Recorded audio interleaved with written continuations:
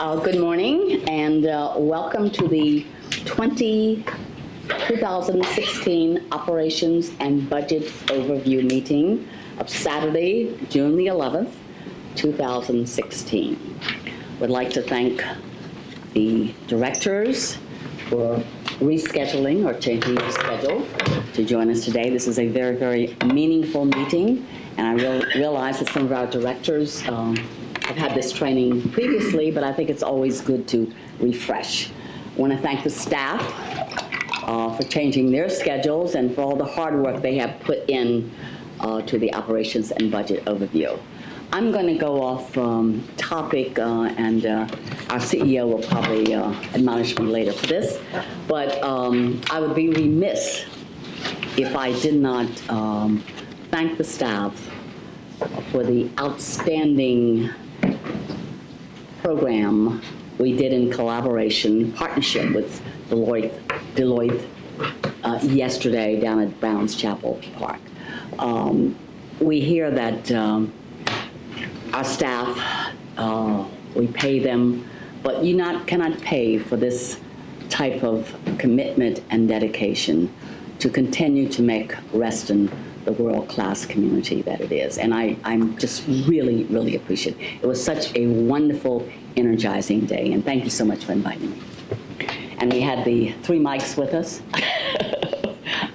and Laura was with us, and many more RA staff, so please express my gratitude to the entire staff for all of their hard work to make yesterday such a big, successful day. Okay. Now we're to member comments. Do we have any members commenting?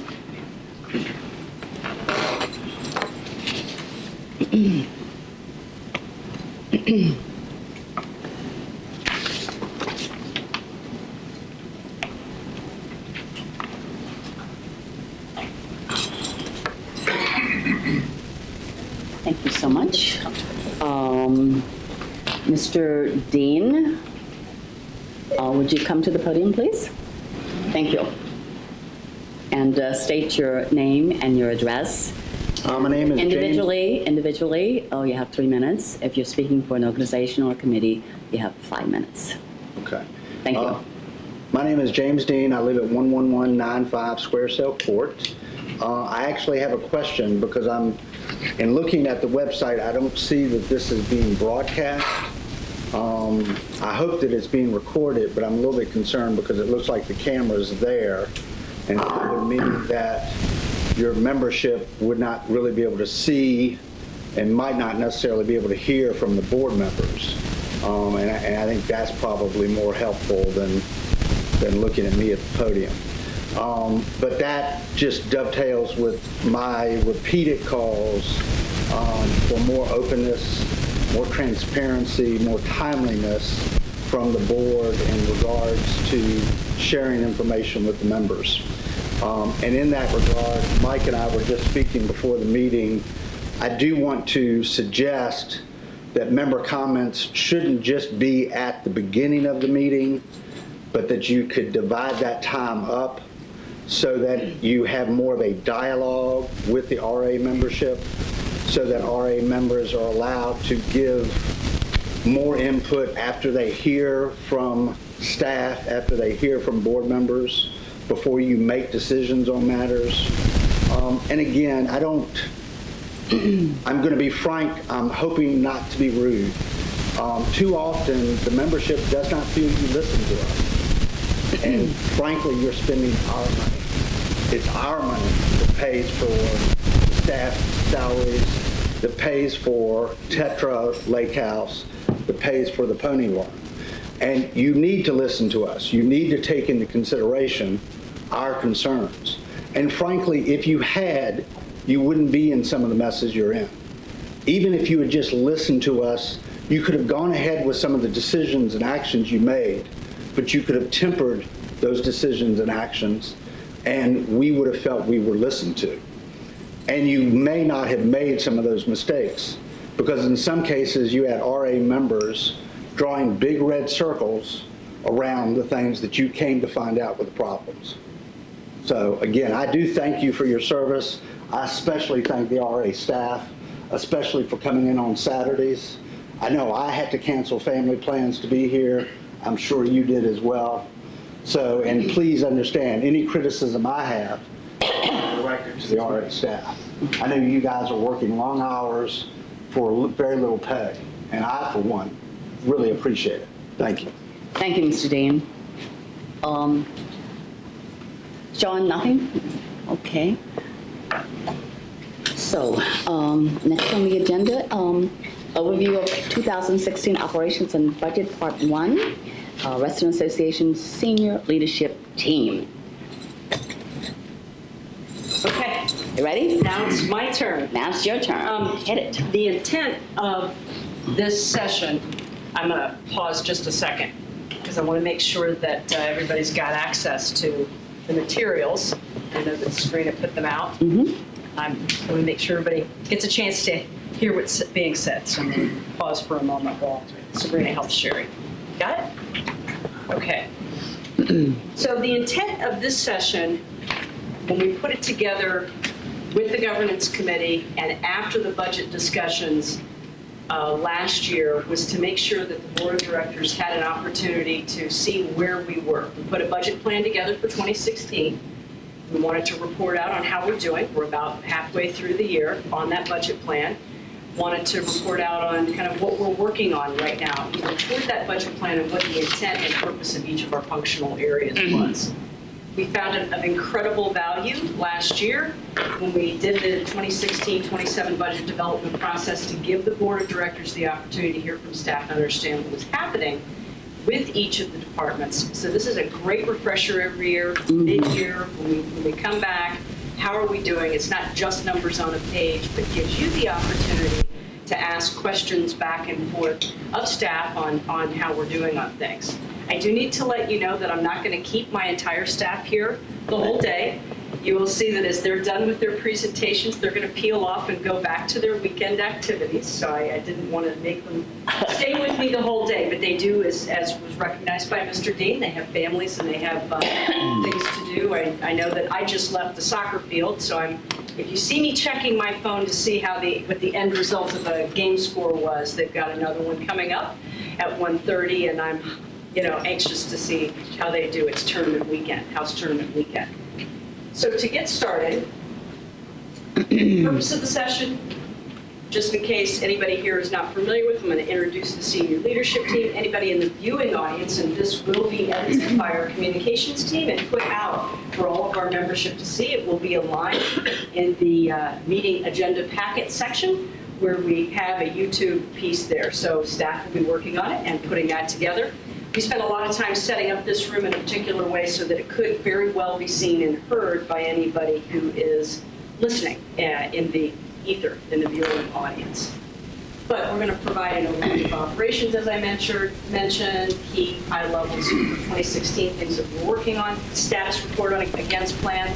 We also want to talk about some permanent variances as well that we have identified. That's something that came out of the May 26 Board of Directors meeting, and staff have been working very diligently to look for those dollars for 430. So that'll be the last thing that we talk about, but you can be rest assured that as you hear the presentations made, staff will be telling you what some of those permanent variances are.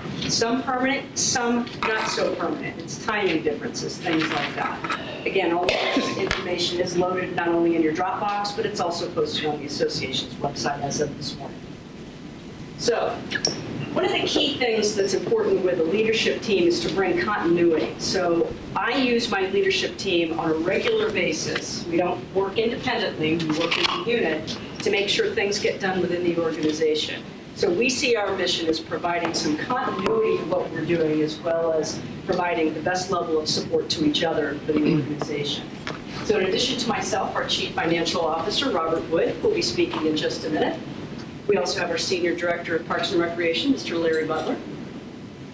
His staff, Laura Kowalski, Deputy Director of Rec Services. Deputy Director of Maintenance, Mike McNamara. Communications Director is Mike Leone. Director of Human Resources and Admin is Melissa Kelly. So it's a great team that we've got. And Anna is Anna Verano.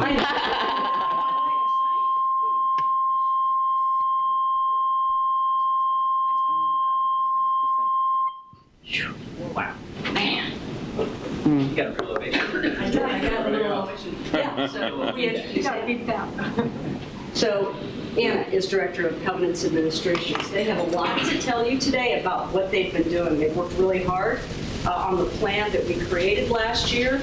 They're playing it out. It is a financial plan. They've been moving, you're going to hear a lot of boxes around on charts to make things happen for the organization. I'm really proud of the work that they've been doing this year, so I'm excited for you to hear from them on what we've been working on as a team. So, legal counsel is Ken Chadwick. He is not here today. I felt it was important for just us to hang out with you. There are no decisions being made at this meeting. It's more informational for you all. So, I'm going to hand the floor over to Robert to present Finance and IT Department. There you go. Thank you very much. You're welcome. Cool. I should just got to stand over here. Notes. So hi everybody, my name is Robert Wood, the CFO. I've been around just more than a year, and I head up the Finance and Administration and IT Department. So, here's our primary focus. Our primary focus of the Finance Department is accounting services, biennial budget, banking and investment, collection, internal control, as well as annual audit. So if you take a look at accounting services, what is accounting services? So accounting services really preparing the monthly financial statements, which a lot of you get to see. Processing more than, this is 2015 information, processing more than 5,100 payroll checks, writing out or cutting 3,500 vendor checks. We obviously compile and monitor, analyze the operating budget on the revenue side as well as the expenditure side. We manage the association's insurance program. We provide accounting support to Friends of Reston. And basically what we do there is we have a separate set of books which we ultimately consolidate to our consolidated financial statements. And we actually help with the monthly entries on that and provide mini financials on a monthly basis for Friends of Reston. And the biggest job is really maintaining the general ledger, which is our whole accounting set of books, maintaining the general ledger, our fixed asset registers, internal controls, etc. That's accounting services. Biennial budget. So our biennial budget. Robert, could we ask questions now or later on? It's entirely up What's to you. preferable to you? Could you just briefly touch on what are some of your internal controls? Okay, internal controls you can look at as the biggest internal controls would be segregation of duties. So somebody does something, somebody else checks it. And ideally, a third person would potentially check it, depending on what we're doing. The larger an organization's staff is, the more you can segregate duties. Okay? So basically, segregation of duties is I can't go and put a journal entry through by myself without somebody reviewing it and approving it. So I can't do a transaction without somebody else reviewing it and approving it. So basically, a lot of my staff, they actually got certain things that they need to do, and there's levels of review. So ideally, you want basically about 2 levels of review on everything. So that will minimize errors, mitigate any kind of risk. So those are the type of controls we have. So for example, when we pay out vendor checks, every week we've got 2 accounts payable runs or vendor check runs. So the internal controls there is we've got a purchase order system in place where we have the total that we could spend on a line item within a cost center budget. That gets filled out with the total, that gets put aside, and we track against that. And we fill that out. The person, let's say it's Mark Nack's department, he put through the purchase order request. I would sign it, Kate would sign it, Mark signs it, then we'd actually have a purchase order which we then start using against any invoices to that line item. So that's a control to potentially go overspending. When an invoice comes in, that invoice would go to Mike. Mike would code it to the correct cost center and account. He signs off it. That's saying, yes, we can pay that. It comes through to our AP department. They take a look at it, compare it against the purchase order history, what we've spent, and then they would be then authorized to generate the checks. When those checks get generated, they go through another review procedure by the controller. And then I ultimately get to take a look at it as well. So those are the type of internal controls that are in place. Daniel. So if I hear you correctly, you're saying that when you receive a request, you are looking at the budget to ensure that it's in the budget and there's money in the budget for that. Okay. Yeah, so basically, we're looking at the budget. We break up the budget into several departments. There's all the department owners. Within the department, we've got a lot of separate accounts, Right. general ledger accounts. Over all the departments, we've got about 1,500 general ledger accounts. Right. Okay. So, example of a general ledger account would be a salaries and wages times by all wherever we have salaries and wages in whatever department. So that's where you get your 1,500 accounts. We budget against those accounts with the best information we have at the time we go to budget. Obviously, sometimes you may need to move within the department. Let's say, for example, I'm just throwing numbers out. You have a budget of $10,000 for item A within a department, $10,000 for item B in the department. Clearly, we're not going to spend all of $10,000 of item B. We might need to effectively use some of that to push Right. to item A. But the goal at the end of the day is within that department, within that category, is to stick to the budget. Okay. So, Thank you. Two quick questions. One is related to the variance, because I'm sure you take a look at variance analysis. At what materiality level do you notify people within the organization that something has exceeded that budget? And like how often, how quickly do you have to notify them?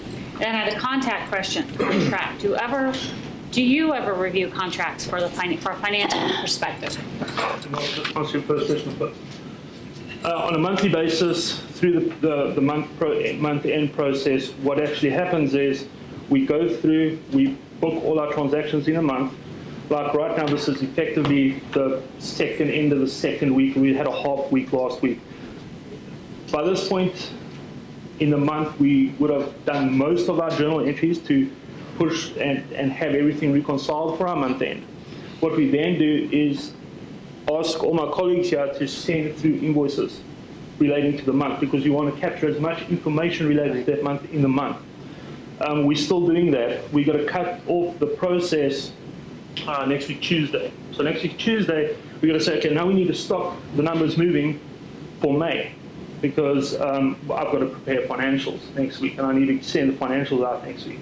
So we'll stop our process of all the invoices coming in. We do any accruals we need to do. So for example, we put through journal entries for salary accruals. And that's basically what an accrual is anything that you owe somebody that hasn't yet been invoiced. Or if we haven't finished a time period for our salaries, we'd actually have to accrue for that.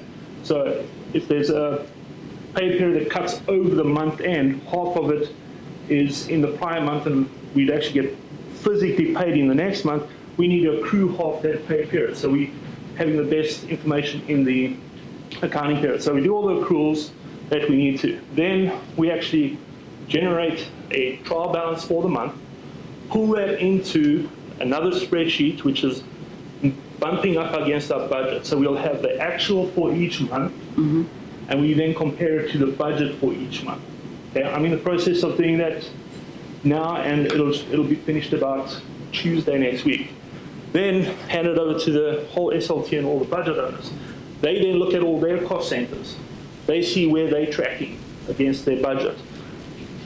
Sometimes it relates to a timing difference. For example, timing difference would be something like our audit. Our audit we plan to do earlier in the year. Okay? For certain circumstances, it's changed, so we actually did it later in the year. But I budgeted the audit amount earlier in the year. So all I've done is move that amount out of the specific months where we budgeted and push it to the months that we're now expecting the payment. So we don't show a variance that's really just related to timing. So those go out to the team, they then take a look at it, we take a look where we're heading on the timing side, and we really want to ultimately try and show more what's going to be a permanent variance. But variances relate to timing. So, second question. No, the first question is, so it is, when do you report the variances and to who? So you have your timing, that's fine, but when you become aware that a project's going way over, way under, when do you report that? So I'm talking right now, I'm talking more about the operating. So the operating, I'm not talking about capital projects, okay? So the operating, we do it every month, and it's basically towards the end of the second week of the month. Now, obviously, I need to have a certain period of time to get that information back, so I can do the financials. But, okay. So, You're still in charge of capital budgets too, right? No, capital projects doesn't roll up under me. I mean, I'm the CFO, but I still focus on all the numbers. So what we do, how you're really asking, how do we track that, right? Well, even your operating budget too. At what point is it when you see a big number and it's not timing? Who do you report that to? It goes monthly to the budget owner. So, Can I help you answer this question? So, as Robert was explaining, one of the things that we do on a monthly basis about this time of year is we're into it. We're really looking hard at the numbers. We're focusing very carefully on where we are in the budget plan. And as you heard him say, he gives a full report to the owners of each budget to take a look, and they're looking at, okay, is this a timing difference, or is there a permanent variance here for whatever reason? You know, it rained a lot, so the pools weren't open as going to be long as they were, so there's a permanent savings for some reason in staff salaries. Or, gee, I'll use an example, the potential of the Code of Ethics project is getting ready to go over budget depending on what the board decides. Pause, we stop. There is a threshold amount of about $20,000 that we have to play with in each operational area. If we're confident that it's getting ready to go over, we're going to stop. Stop the press, pause, go back to the board of directors and let you know what's going on. What Robert was indicating earlier too is within a particular budget area, you've got a department, we'll use Mike Leone's as an example, 1,100, he's spending a little bit more on designing fees than he anticipated on postage, but all the dollars are there. As long as the bottom line, we stick to that bottom line, that's what we're looking at. But there are mechanisms in place on a monthly basis that tell us it's time to come back to the board of directors, or it's time internally to make some adjustments if we're kind of under that 20,000 threshold. So it's a monthly basis. Great. Correct, yes. Thank you. Okay. It's a monthly basis, and specifically on the capital side, there's a whole capital spreadsheet that we give out to the finance committee. That's one that's all in color. That gets sent around to the people in charge of the projects. I sit down with the capital projects manager, and we actually go through and put the explanations of what's the status of that project is. Like we close to completion, or it'll be a third quarter, second quarter, whatever. So that's on a monthly basis. And of course, fiscal committee, I apologize, I'm sorry, Sherry. That's fine. Turn your mic on. Sure. Are you sure that sounds fine? No? It's just when too many people all laugh or talk. Yeah. No No laughing. laughing. No laughing. No laughing. I think this is a simple question. You might have already answered it, and you might have answered just what you said.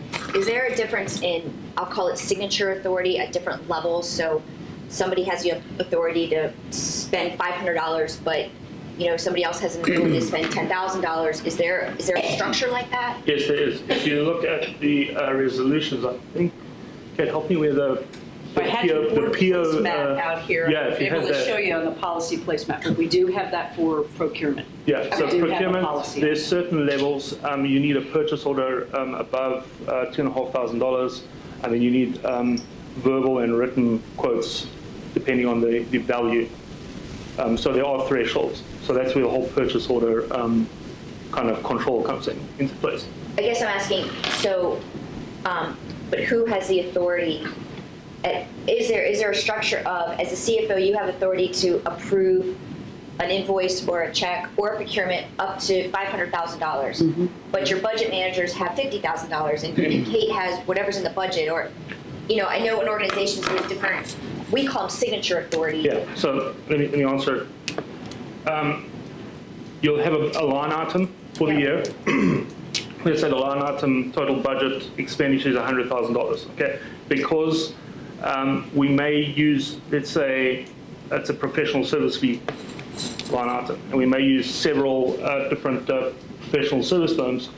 We have a total budget of $100,000, okay? Then we say, okay, well, for that line item, we've got $100,000. We then have draw up purchase orders. Let's say there were going to be 4 projects, $25,000 each, and for each of those, you would have one vendor. So per vendor, we'd actually write out a purchase order of $25,000, okay? Because it's over $2,500. So that $25,000 purchase order would then be initiated by the budget owner. Let's say it's Mark Leone. He'd initiate that for that project. We would get the backup support of whether it be a contract or a quote, and the several quotes that are needed. He would then sign it.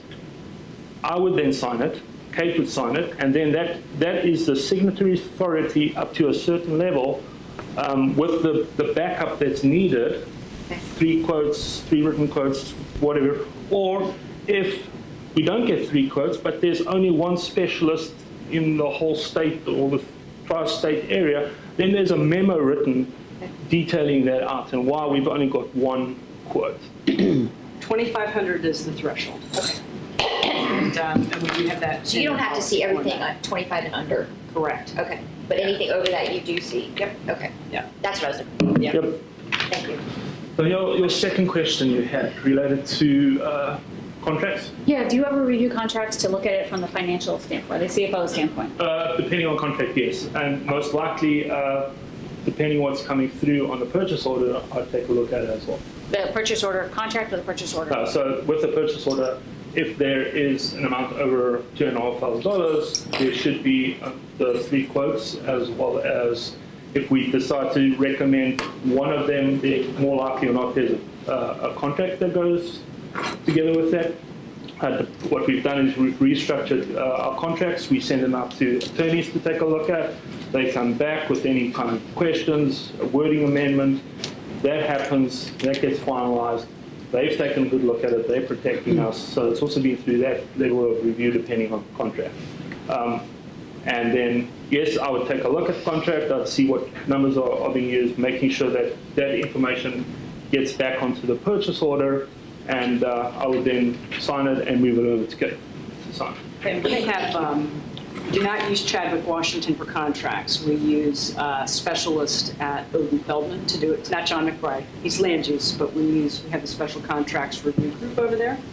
They created for us a standard contract that we can use, an agreement whenever we do especially stuff in the area of parks and recreation and maintenance.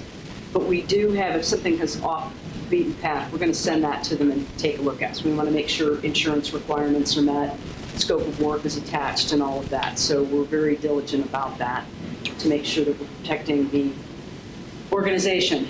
So, yeah. Excellent, excellent. The volume here is huge. It's a high volume, high transaction. So it's quite a lot of work. It is. These And I've actually little got- words mean actual and day-to-day life. I've actually got some stats here as well that are pretty interesting. Carry on. Get off the first bullet. No, well, I know. Oh my goodness. All right, so the biennial budget process, I think a lot of us have actually been through it, including folks in the audience. You guys have been at those meetings, which is great. You know, we want to get people getting involved. In this very room, we had 2 pretty long budget sessions last year. More than 2. Yeah, 3, you're right. Or was it 1 or 3? About 4. Okay. It's a weekend, my Sorry. brain shuts down, sorry. Okay. Okay, so the final budget process, we take a look, we do a zero-based budgeting. What that basically means is you, for all intents and purposes, want to almost ignore what has actually happened in the prior year, but we don't do that. Obviously, there's certain things that we compare to when we actually put that budget process in place. When we look at that, we have the actuals of 2010, 2011, 2013, 2014, as well as the budget. When we did the 2016, we had the budgeted amounts for 2015. Right now, I'm actually in the process of actually getting the 2017 ready, so we'll have the historical data for 2010, 11, 12, 13, 14, actuals for 15, now that the auditors basically complete, as well as our budgeted amounts for 16. So that is the information I'll send out to the entire SLT as well as the budget owners, and they would use that to start filling in what they believe are good numbers for the CENTI budget. So Robert, I heard you say that you look at historical data, right? Do you also build some assumptions into that budget information, right? Of course. Yeah, which is, I think, extremely important. Oh, for sure. I mean, if you look at the budget is really information that you have, the best information you have at the time. Okay? A day later, you can get new information. Absolutely. All right? And then we change it as best as possible. So what we go through is we have the best information at the time, and we use that.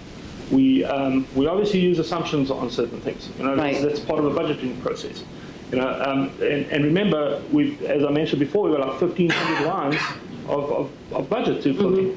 So you know, it's a long process to do that, and we then still try and split it up per month. So that's our biannual process.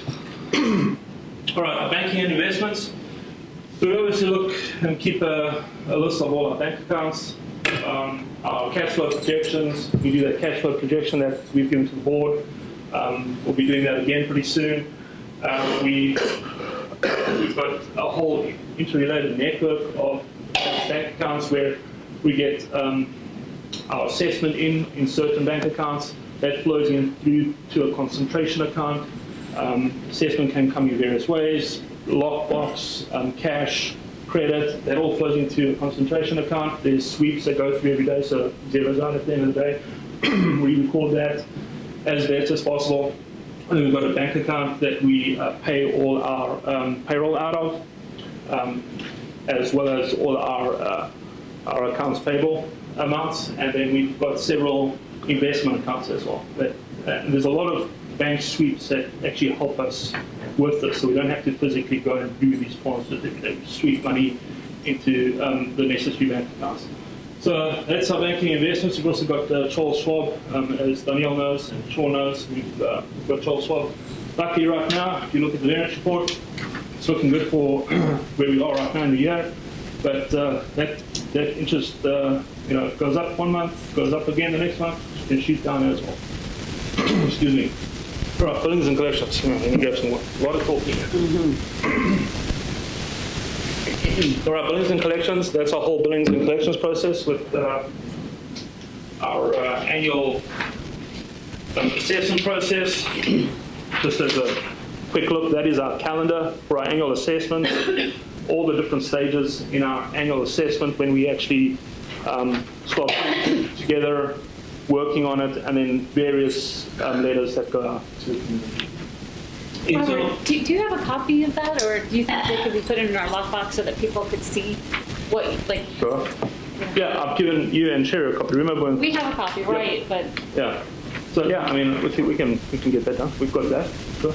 Sabrina's got that now on her task list, so we'll get that into this Dropbox after this session. So that's billing and collections. We've basically chatted about internal controls already. And then it's the annual audit. So annual audit, we've had our auditors recently do the audit. Basically, there's a team of 3 people. 2 of them are more junior auditors. They are generally on site for about 2 to 3 weeks.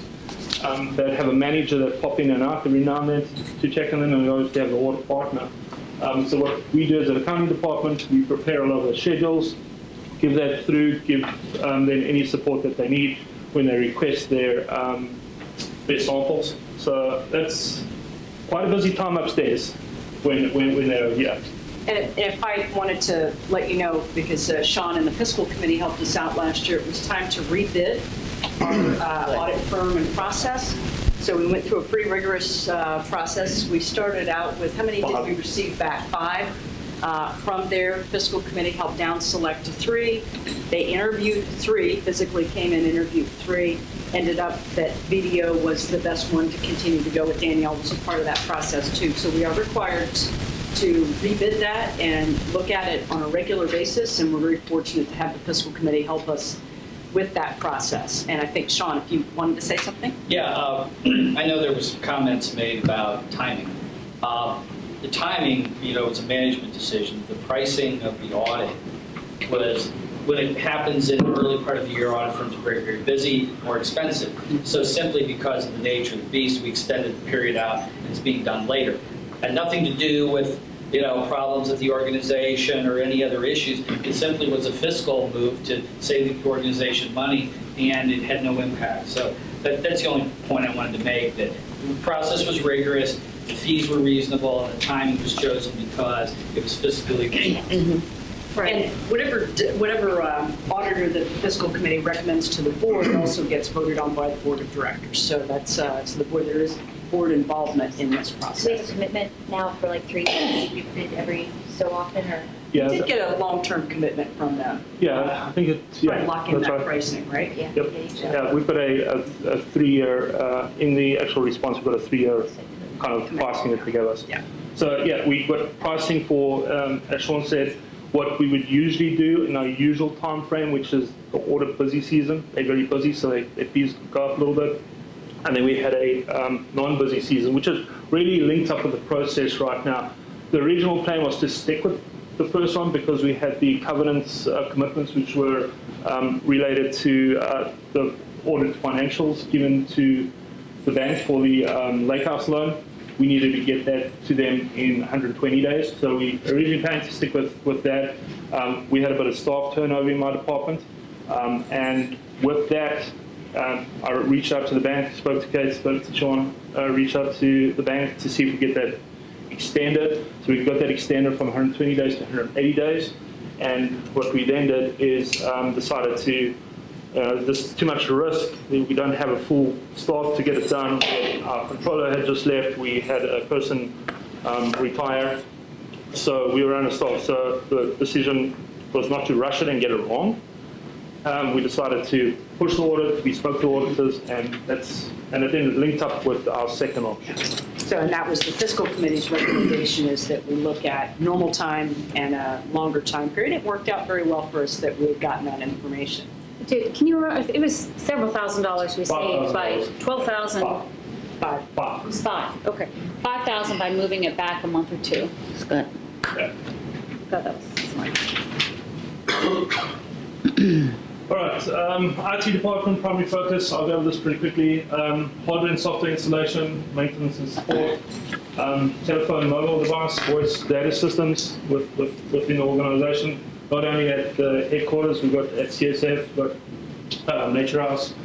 All the folks that work out in the community, they've got devices that may need a little bit of assistance from the IT department every now and then. Networking installation, maintenance, support, internet, website, connectivity. They do a bit of staff training as well for folks who want to get a little bit better at Word, Excel, and other computer functionality. And then obviously database administration. Right, department focus for 2016. I think a lot of people have heard we've rolled out ADP, which is our payroll implementation. We've gone from a pretty much like a paper-based system to a online entering your time system that it's a very, very powerful, well-known package. I think it's one of the largest payroll processors in the country, and we've had some challenges with the system, purely because the way we book our time, specifically on the aquatic side and the tennis side, people get paid different rates for different tasks they do. So that's been a bit of a challenge. We've managed to sort most of that out, and yeah, so that's pretty much rolled out. We've got iPads at the pools for data entry. Those iPads are in a secure box. Got a huge discount on them as well. iPad minis like $200 instead of $300. We've saved a lot of money on that project. And that's it's going to take us through the next few years. Payroll system hadn't been updated in decades. We've got our payroll person. I don't think it had ever been updated. Sorry. Go from paper to without stone. Yeah, no, this is true. No stone. All right. Later on in the year, we're going to focus on closing the invoice process for accounts receivable. The way it's been done in accounts receivable, when we actually send out our assessments, it hasn't been done in the most optimal way, and there's a lot of open invoices, so we need to dig into that. I haven't yet got a chance to take a good look at that, but that's one of the projects that we budgeted for at the end of last year, and we've got to focus on that as well. In addition to that, we're going to scope out an alternative to our billings and collections system, including additional forms of payment. I think the membership would definitely like that possibility. But that is a large process. So right now, this year, we're planning to scope it out, see what's out there. There's other associations that are doing exactly the same thing. I need to do some research and see what is available out in the marketplace. The ideal thing is to get something that is off the shelf, that we don't have to build and patch and rely on certain contractors that only know how to work on this specially created system, and that's the best way to do it. I'm going to interrupt you, I'm sorry, for just a second. And that's significant because we may have to redo some of our own processes, policies and processes. So as we discover what's out there, we'll definitely want to work with the fiscal committee as we identify things to see, because they'll come into play in looking at the policies. But that's going to be a big one to switch from what we have to something else, and we might have to tweak how we do business and not try and fit something as to how, what we've done in the past. But it's an exciting and important project because it'll have hopefully a positive impact on the members in the long run, give them more flexibility for payments types. I think we briefly talked about this at the fiscal committee, and Sean, you might be able to help me out, but it was Mike Warner, the one who had the expertise in the collections and the credit cards, and during the scope out process, would it be a good idea to have him or them in while you're scoping? Yeah. Oh, sure. Versus Great after? idea. Yeah. And I think that's more to do with payment gateways, if I remember correctly. Yeah. Great idea. Robert, how old is your accounting platform system? That's Great Plains. We've just had an updated version to 2013, and that was done last year. Okay. So it's a good system. I'm not wanting to change the core general ledger accounting system at all. That's working well. The staff know how to work with it, but there's a separate system, totally separate, that really interacts with our accounting system, and that's our billings and collections. It's called billings and collections. Yeah. And that's what we're talking about. Yeah, but our accounting system's up to date, which is good. It's a very powerful system. It works well. Every now and then we need to troubleshoot things, but I don't want to change that at all. Okay, RecTrack. I'm not going to speak too much on that because we've got the RecTrack expert, Laura, is going to chat about that a little bit later. But yes, Vicky, our IT manager, she's helping out on the RecTrack project, and I'll let Laura chat about that a bit later. And then one of our other projects out of the IT side is our communications, digital asset storage. Mike's going to be involved in this a little bit, and that's really to take all our digital archives, specifically from a historical perspective, make sure that we're actually storing that in the most optimal way. We've got a huge amount of data stored right now, and more data, more cost. We needed. We've actually got to change up the policy for that, and we've got to revamp the policy so we can get a speed on that. All right, so take a look at the numbers. Number of employees, we've got 10 full-time, so there's basically 7 in the finance department and 1 in, 10 in finance, 7 in the finance department, 3 in the IT department, with 1 currently unfilled position. That's in the finance department, and that's the accounts receivable manager that retired last year. And then we've got 1 seasonal position this year, basically about 3 to 4 months doing the real busy accounts receivable or the assessment time period. Our cost centers that we've got over here, if you take a look at the document that you should have, let's put all of these. If you take a look at the cost centers on that, you'll see on the first page it's all the revenue, the second page is all the expenditure. What I've got in the revenues there, if you see the note there, I also included the cost center 1000, which is purely the assessments. That's why the revenues look so large over there.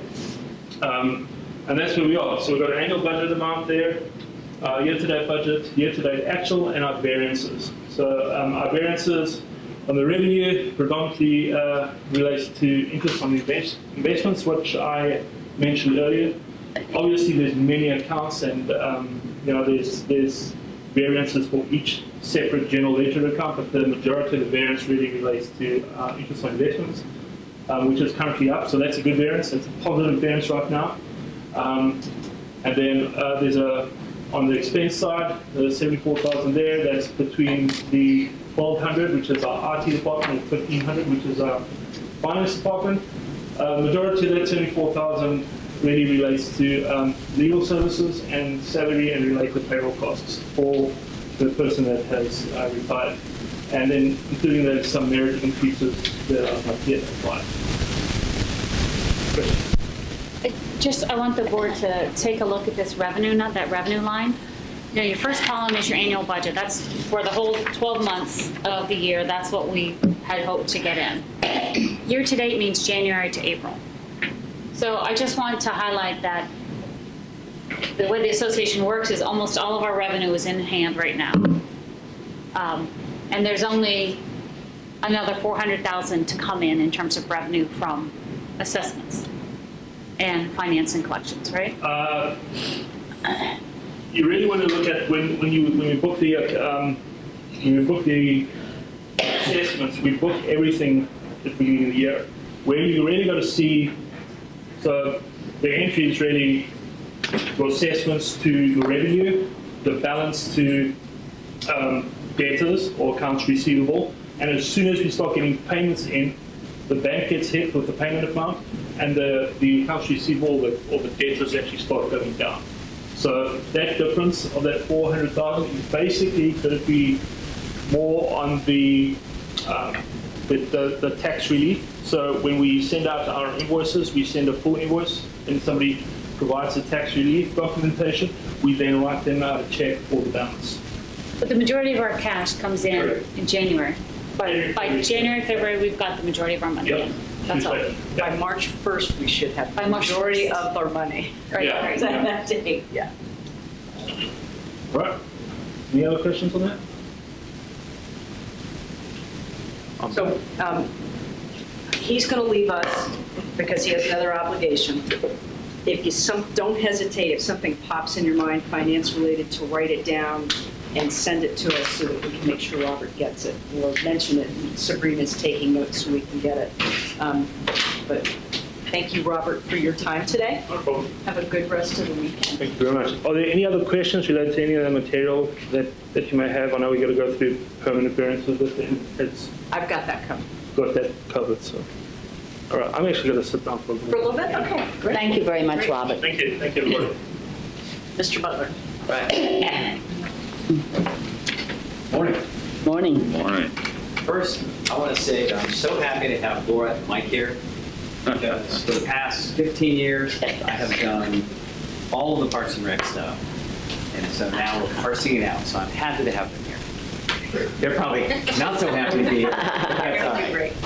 So my part is really short. I'm going to talk about land use and then capital operations, which is just the operations budget. I'm not really even going to talk about that, but I'll reference something that you'll hear at the July board meeting.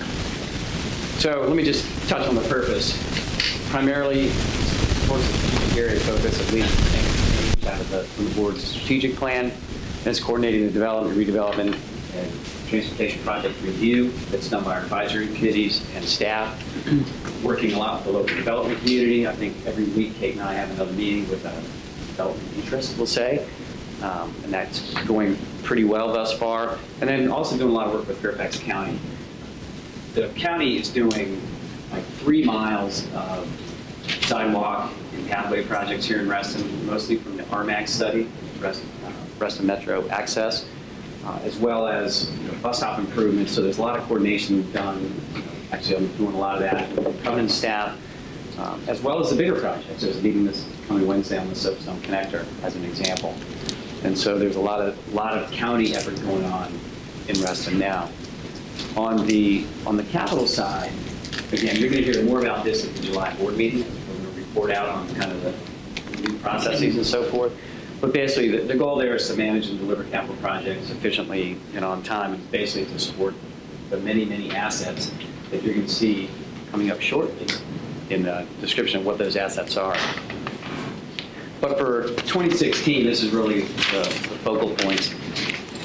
We want to make sure that RA's interests are considered in the development and redevelopment projects, whether those are in the PRC zoning district, covered by the RA covenants, or in the non-covenanted areas, which is primarily the corridor, where we're trying to influence as best as possible what happens in those locations as well. And right now there's 11 to 12 rezoning applications in with the county.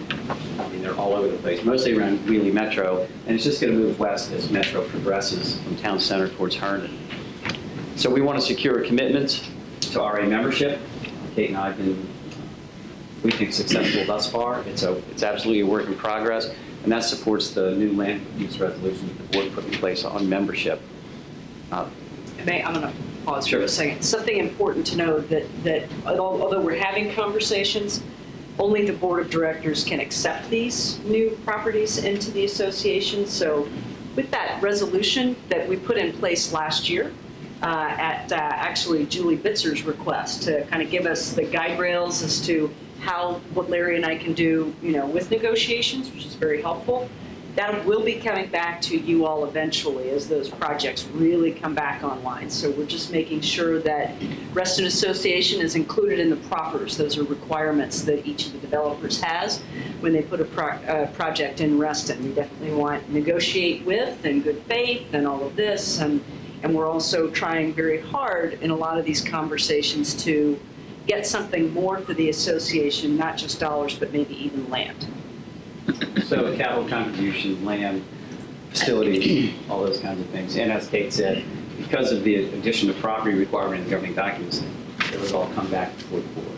So there's a lot of those kind of in the pipeline right now. But the rezoning process in Fairfax County, I mean, when you think about Tall Oaks, it's a 2-year process for most of these. And then it's usually another 12 to 16 months after they get the rezoning before any ground is even broken. So really, it's a 3 to 4 year process for a lot of these larger projects. And then, again, I already commented on a lot of the transportation activities going on here. Most of you are familiar with those. Work with RA's Land Use Council on code amendments and other planning issues. And then, again, jumping to capital, we're revising the capital projects process. You'll hear about that in much more detail in July. I think you'll be pleased with where that's heading. And that really relates to scoping and costing and timely delivery of projects. So I know that has been a concern of... Larry, excuse me, beautiful words, coordinate RA's land use. Can you kind of go in depth? What does that mean?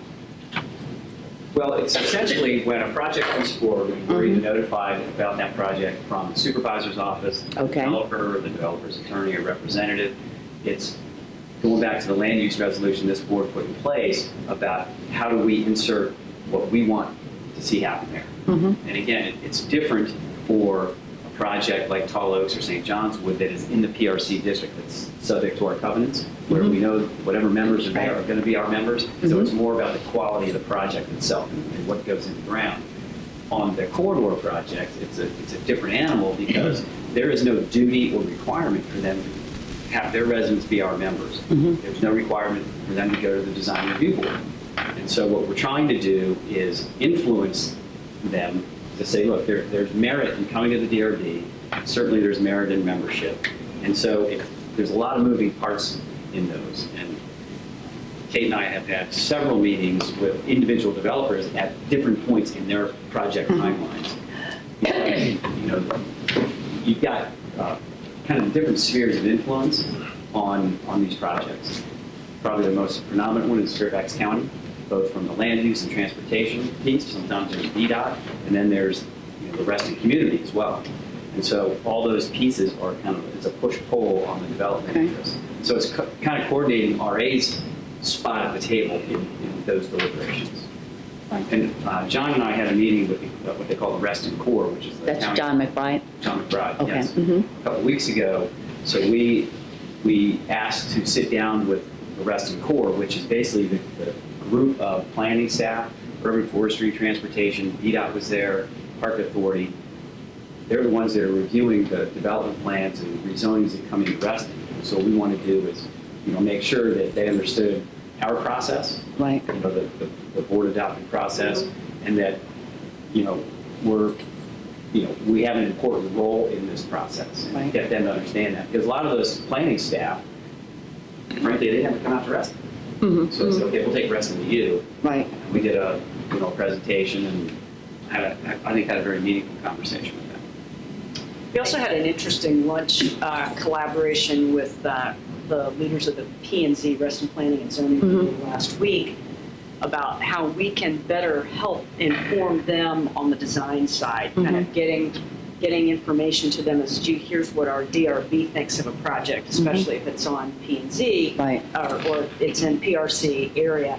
But they also want our opinion of the DRB's perspective on non-PRC. That's a challenge that Larry and I have with developers, because no developer, if they don't have to, wants to go through the Right. RA-DRB process. So, we've been working very closely with Anna to hone what we're doing with the DRB, so it's crisp, concise, and all of that. So a lot of discussions are being had to make sure that our voice, the association's voice, is in those projects early in on the process. Very important. And in the county process, the Planning and Zoning Committee, whether it's a PRC application or a non-PRC/corridor application, the Planning and Zoning Committee is really kind of the last stop, because that's who the planning commissioner and Right. of course Kathy really go to their recommendations on the land use matter. And so what we're trying to do is coordinate the efforts of the DRB staff and the community, because ultimately planning and zoning is going to make a recommendation on a proposal. And not always, but the vast majority of the time, that recommendation is then supported by the planning commissioner and then up to the board of supervisors. So what we're really trying to do is make sure that community comments and so forth get to the P&Z in a timely fashion. Good. So the tricky part is that the P&Z meetings are the night before the full DRB meetings, Monday, Tuesday. Third week of the month. That is tricky. It's tough. And so that was part of the meeting we had the other day was, how can we best align these applications so that the DRB gets the benefit of what the P&Z is saying and vice versa, recognizing that sometimes those applications are heard one night and then the next night as well. Have we ever explored, maybe we don't want to, but having on the non-PRC applications that go to the P&Z, there's a lot of Africans in that. Could we have a DRB rep to that discussion? We have asked, and there have been several applications where DRB members have requested. But I mean more officially than sitting in the back row, I mean sitting at the table.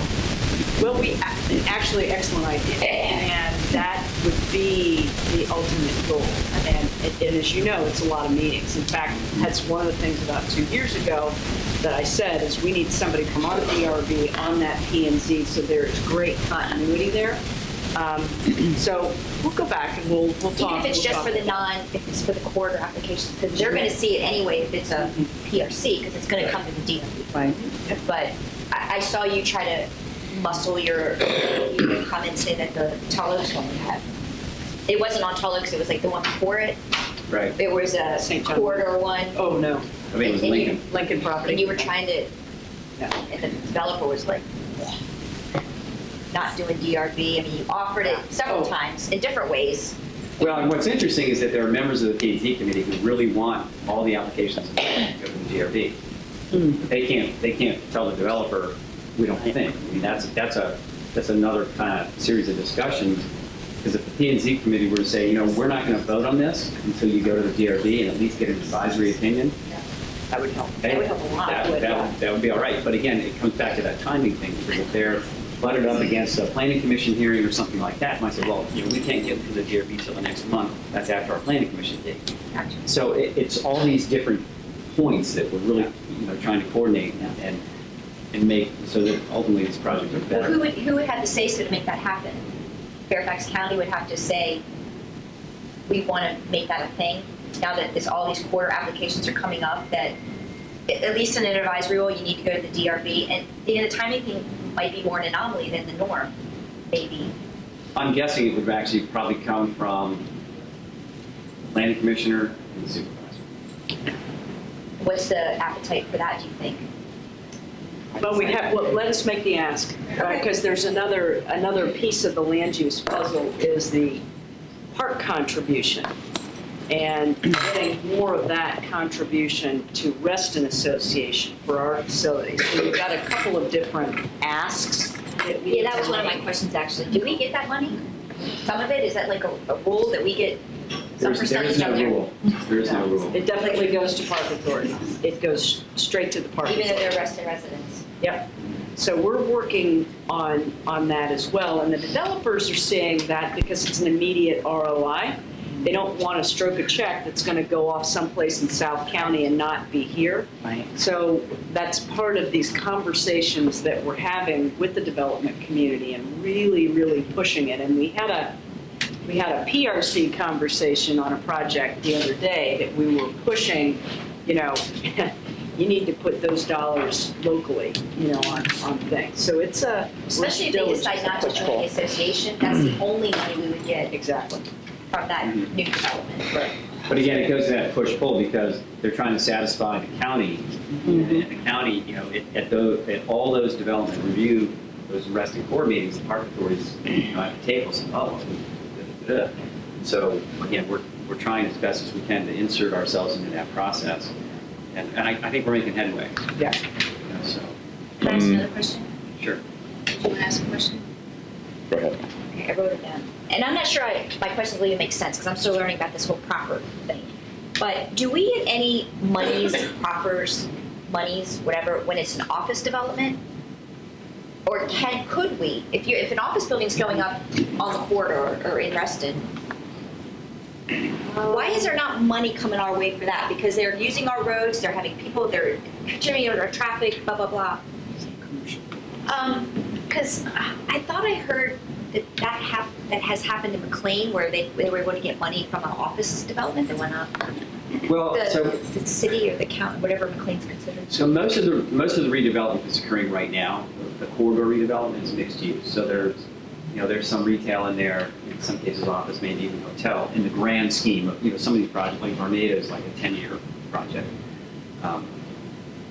So I can't say no, we're not getting it, but the county is what drives the proper. So the ultimate approval for those projects comes through the county. Right. So if the county's saying you need to give me, $2,000 a unit for the transportation fund, $1,800 for schools and the park authority or whatever, and that's ultimately where the decision point is going to be made, whether the project goes or no goes.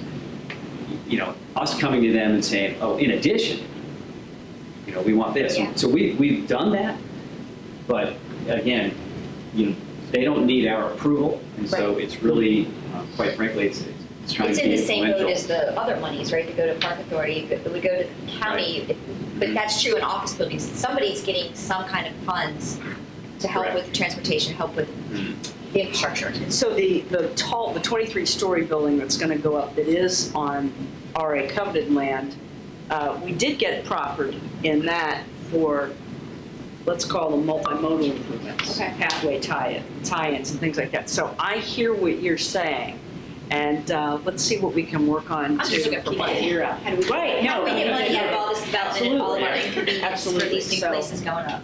Let's, thank you. Money. Yeah. Thank you. Yeah. I know that we're really getting into the details of this, not necessarily the Oh. focus of this session, but nonetheless, I'm going to pull us out real quick. I want to Sorry. compliment you, Larry, and Kate and the rest of the staff on the progress that we've made in this area over the last 5 years. If you think about where we were 5 years ago and where we are now, it's a significant step forward. And anything that we can do to streamline the process from the community's perspective, from the developer's perspective, the better off we're going to be. Along those lines, I attended several of the meetings, St. John's Woods, Tall Oaks, and whatnot. I think it would be useful to have somebody designated by the board to speak on behalf of RA. So, for instance, I was at the Tall Oaks meeting. We did have Richard Newland speak from the DRB. I think that what he said was exactly right. What would have been helpful is for him to say something to the effect, I'm here on behalf of the Reston Association, and this is where we are in the process. So at the St. John's Woods meeting, same thing. I think that Danielle had got up and asked some questions about it. I think the public needs to know that we're there and we're working to advance their interests. The other piece, of course, is, how do we coordinate so that we bring the county and the state as partners with us. We don't want to alienate the county. We don't want to alienate the state. We want to essentially be a facilitator, a coordinator in the interests of members in the community. And bring it money. Yes. Yeah, let's not forget that part. Okay. So just real quick, some of the examples of the projects that are going on right now, two which or for which we're having discussions. Tall Oaks, St. John's Wood, Lincoln, Pulte, JVG, all these are active applications. A lot of the big transportation work that I've already referenced, the TSA network analysis, grid of streets, design guidelines, Soapstone Connector, which we have a meeting next week, pedestrian lighting working group that we're putting together. We're going to have our second meeting coming up here at the end of the month. And then I'll also reference the sidewalks and trails.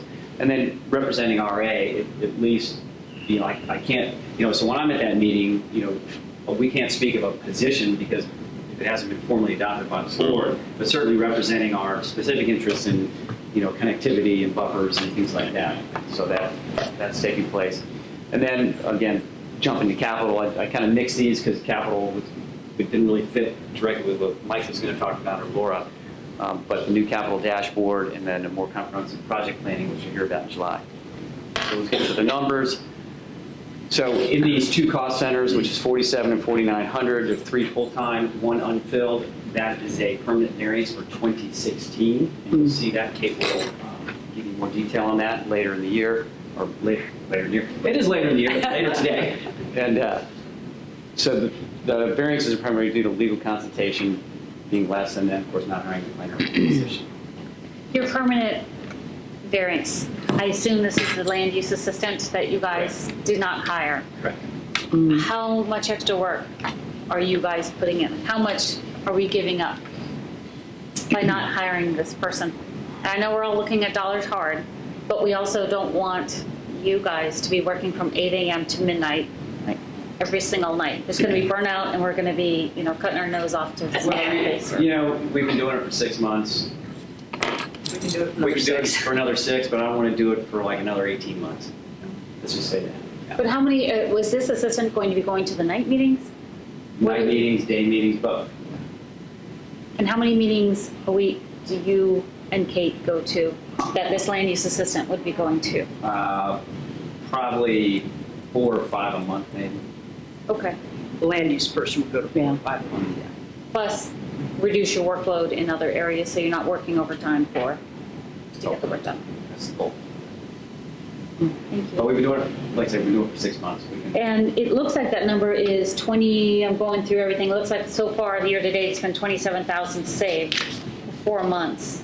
That's about $6,700 a month that the association would pay. I'm just kind of throwing this number out. Times 12 months, so it looks like $80,000 for the year, all in. Yeah, I think Just the so my number board that directors know what we're I think the talking number about. that we've got in the final spreadsheet is 62. It should be at the end of this documentation. That's our annual salary, right? Yeah, that's Then you add your benefits and stuff to that, benefits. including the benefits. Okay, good for you, awesome. All I right, want to thank jump you. ahead to the end of the All right, show, sorry. though, so we'll Yes. definitely talk I won't- about those. So if Okay. there's no other questions, I'd like to, we'll get back on time. I'm going to turn it over to Mike. The mics. Any other questions for Larry, though? Good? Good. Thank you, Larry. First, like I said, I'm very happy that Larry's happy that I'm here. He is too Makes us funny. all happy. I'm Mike McNamara. I'm the director of maintenance. I've been doing that for about, 2 years, but I've owned the association for about 23. So I've been around. Let's get right into it. The maintenance department, which I'm not sure everybody has visited or familiar with, which you will hopefully have the opportunity to in July.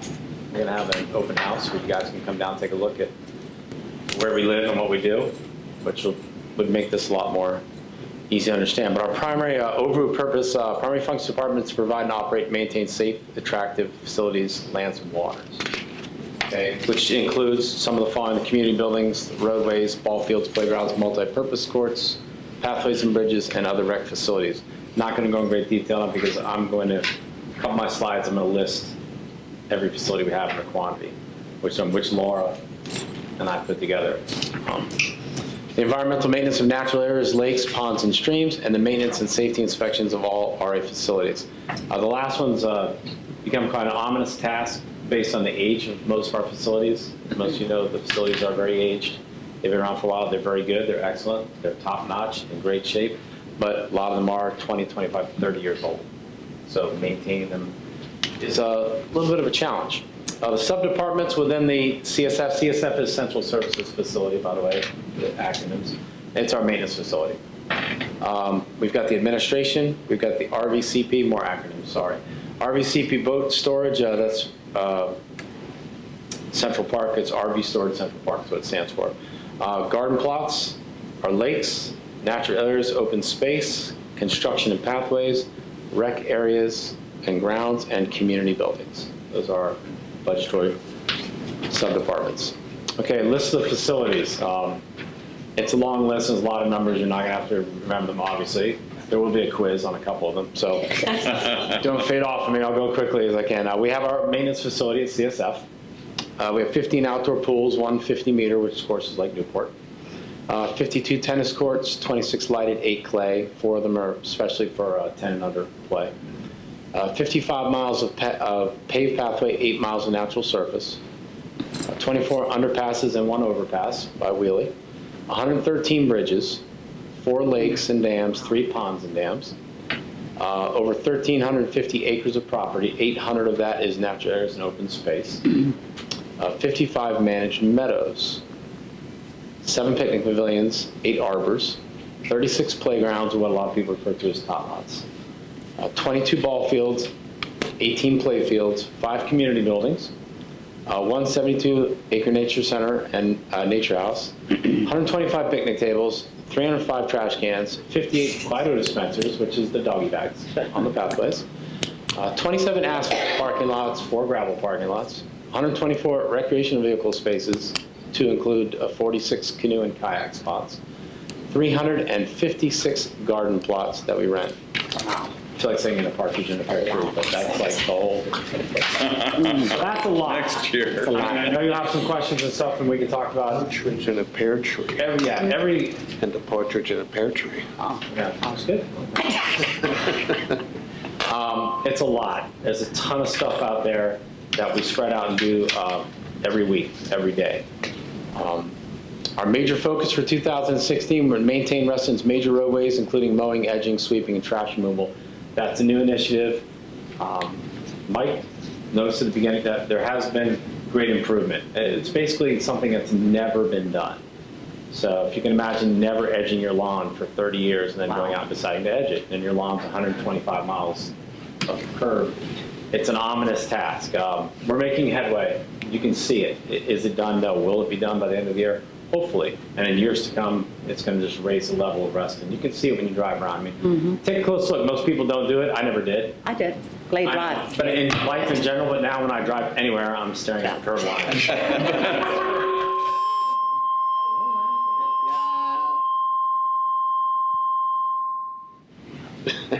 Don't laugh. It's like the Tonight Show. That's good. No laughing. No, you stare at it now. You look at places, and you go to Herndon, Centerville, and you're like, oh, that's no good. That's no good. Oh, that's good. That's good. That's good. And And we're starting to get all good. When you cannot tell the difference between the contractors doing the clusters and where ours starts, then we're doing good. Okay. So that's the metric. I was going to ask about the metric. Yes. That is the metric. It is. Got it. That's It's not Herndon or Loudoun County. No. Okay. It's our private clusters contractors doing administration? clusters, because those guys, they have crews that go out every week and they Yeah. take care of a tiny little corner. Yeah. You know, we're spread out. I was talking to Robert, Loudoun County, South Riding does a beautiful job. But their 2 main streets probably are equivalent to maybe Sunrise Valley. And we've got 6 major roads and all the back roads. So it's an awesome task, and our guys are out. They're doing it good. They're all VDOT safety trained. They're out there. We're taking care of precautions because it is a bit dangerous. Yeah. You know how people drive and what they're doing when they're driving now. So, Right. but we're taking care of them so far, so good. Well, Mike, I just wanted to say, you and I shared just briefly before I got here, there is absolutely a marked improvement. I just think about where Wheelie is, and I was a little bit concerned at the beginning of the year, but I'm just really pleased. And I think that anything that we can do to communicate where you are in the process so that folks actually see and hear about the progress that we're making. Yeah, we You will. see how we all turned and looked at Mike? No, it's not. I mean, we are taking pictures in Crom, so we've got tons Yeah. of pictures. We've got a picture of the street sweeper piles he's put in Lake Newport, which is amazing, the stuff that came off the streets. And hopefully you can see it. We're almost done with that, so you can see the difference. You know, we've got community members raising concerns about storm drains and whatnot. Anything that we can do to make it clear to them that we're hearing them, Right. and we're actually doing something, and perhaps there's some way of nurturing, encouraging the county, the state to invest in the community, because I don't think that they're really paying attention either. They're not, and I hate to. Now, when I went to their snow meeting, when snow removal was part of our job, they explain how much they have to remove in snow, how many miles. Where ours is 55 miles from pathways, which we do. They do 80,000 miles or something. They said it's from Australia and back. Like that's what they have to plow every time. So I know the winter took a beating on those gutter things. So we've got one right outside of our facility that's torn off. They're doing them, but it's going to take a while. But reporting, yes, is crucial, especially from the citizens. Absolutely. They report all the time. They do have a great work order system on their website where you can report it. And it gives you the kickback right away that says, yeah, we've got your report. And then they put it in their queue. But if there's some way for us to track it and make it really easy for our members to put in a complaint, right? Yep, absolutely. Facebook or otherwise. And as we talk with the police on safety issues and VDOT with things, the citizenry and the members have as much influence or more than we do. Absolutely. They bombard it Absolutely. with reports and calls because we do it every day. We do 10 or 15 of them every day for things all over the community. So if we make it easy for them to report, then it's going to help all of us. Absolutely. Okay, enhance curb appeal and our facilities to improve member experience, like I mentioned before, and as you guys know, as well as I do, the facilities are aged lots. And we've done Newbridge Pool. We did a little test. We removed all the big bushes from there in the growth and planted some nice low stuff. So now from the curb you can see it's a pool. Before it was a mountain of evergreen bushes. Now you can see it's a facility, and it looks really nice. So we're doing that. We've done that on the new entrance at North Shore and Newbridge, and we're slowly working our way around to try to knock them all out. Establishing a standard approach for facility inspections and maintenance. This is very important because we don't only maintain all these bridges, tunnels, pathways, tot lots, but we inspect them. We have safety inspectors, which our guys are trained, and they go out and inspect to make sure everything is safe and up to code. And as you saw by the amount of tot lots and bridges and pathways, and I mean, it's an ominous task. It is. But we're getting after it. Develop a standard workplace safety procedure. We've set some safety training in line. We've got toolbox talks that we do now. We've got a standard safety test booklet for all our new seasonals that come in, excuse me, to make sure that they are qualified and tested on all of our equipment and all of our procedures. So safety is our number one concern. That's my number one concern. I'm going to interrupt you if I can. Yes, ma'am. That's important because that also impacts our insurance. Absolutely. So if our staff are not jumping off the back of a pickup truck or something like that, and we don't have to file a claim, that's going to reduce our insurance costs. So Mike has been working very diligently on that, and that we're going to feel the impact on that probably in next year's insurance cycle on that. How long has it been since, do we have any OSHA, have we had any OSHA violations? How long since the last injury, like that? I'm sure you keep track of those stats. Do. Do you have a sign on your central service facility? or X amount of days. between- that's- It just depends on what you define. I mean, we report everything. Splinter, we report, and we document and report. I know, so I don't count that as sort of an accident, but Yeah. we have 60 people basically working now. We have over 60 vehicles that are being driven almost every day.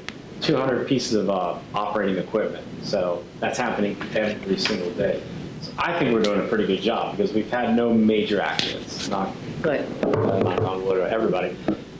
We do have splinters, we do have twisted ankles, people do things like that. But with our training, we reduced the falls, ladder falls, backing up.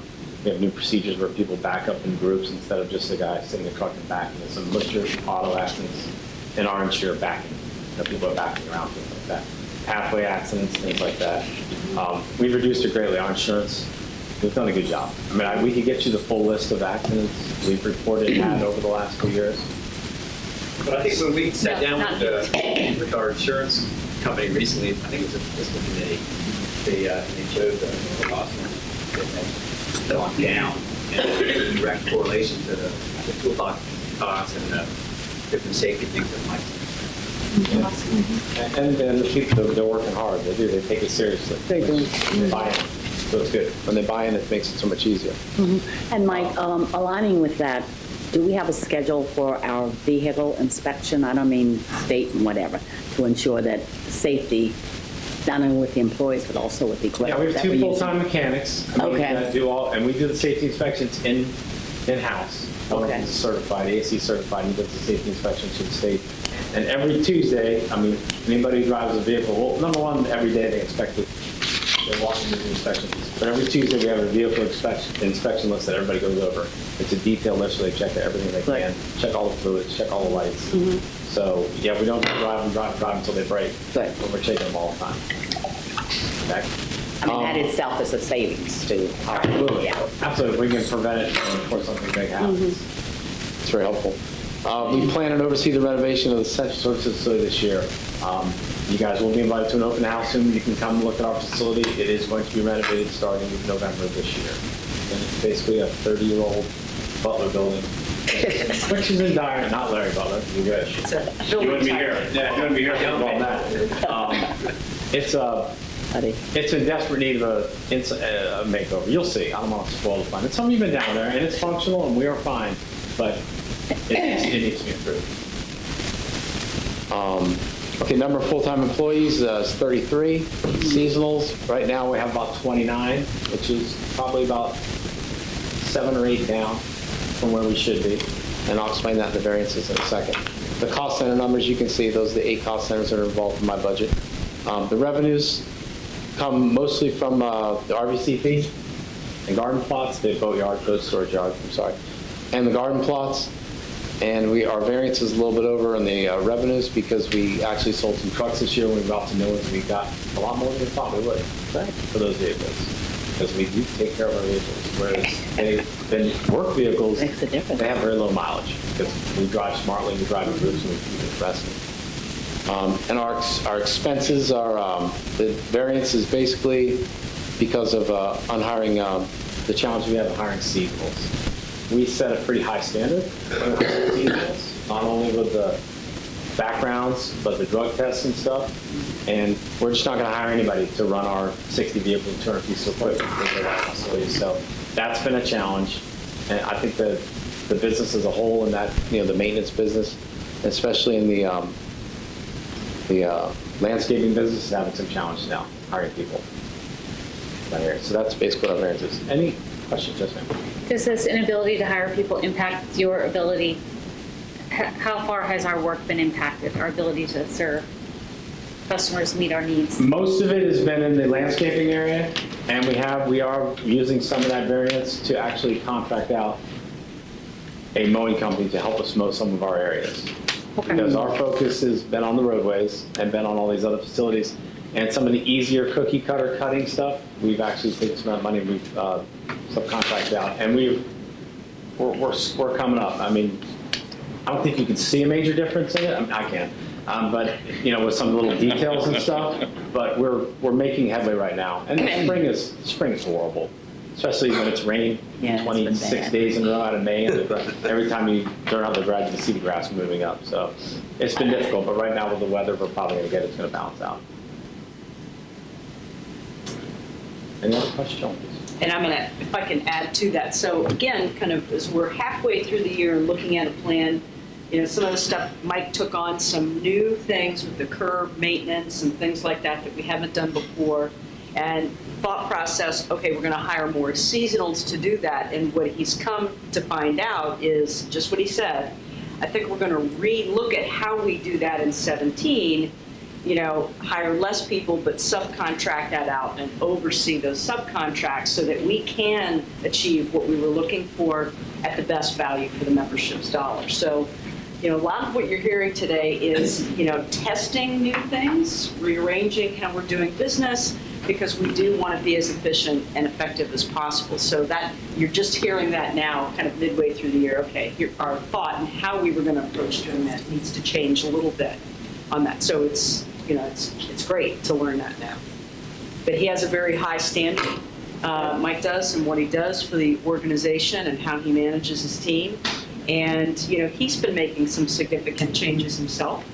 He's got a strategic plan for his own functional area that he's executing right now. We'll be doing that again, putting another one in place for the next budget cycle as it comes up, especially with the new facility. But I think we are excited for you to come over and do a tour of the existing facility, kind of understand what the game plan is for the renovations over there and what impacts that'll have on staff, as well as the environment, because there are some pretty significant changes that we're going to make it a sustainable facility and a model for other similar facilities in the region. So.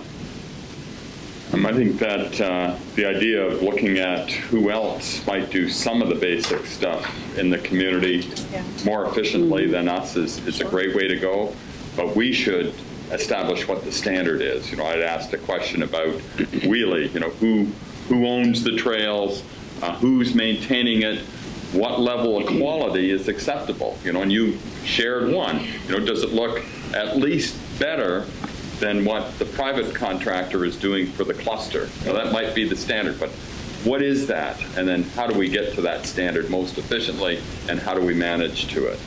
You know, I heard from our the consultant that came and took a look at all of our assets, and you know, have we set enough aside in order to renovate it? And they said, well, Reston is quaint. Well, do we want it to look quaint, or is there a way of measuring the degree of quaintness which is acceptable? I don't like the quaint that we have now, and I know that there are many people in the community that don't. They expect, you know, the bathhouses at our pools and whatnot to be a little bit better than they are. You know, they are where they are because it's 30 years, and we haven't really had a program, if you want, to improve the look and feel of it. We're looking at whole facilities now when we look at that stuff. So hopefully we can, instead of going in and fixing a toilet, right, look at the whole facility. Absolutely. And try to bring up the standard, and then we will get there. Yep. So Mike, you said the renovation starts in November. When is it projected to be done? I believe we're going to phase it in 3 years, and in probably November will be phase 1. The spring of the next year will be phase 2, and I believe probably the spring of 18 will be phase 3.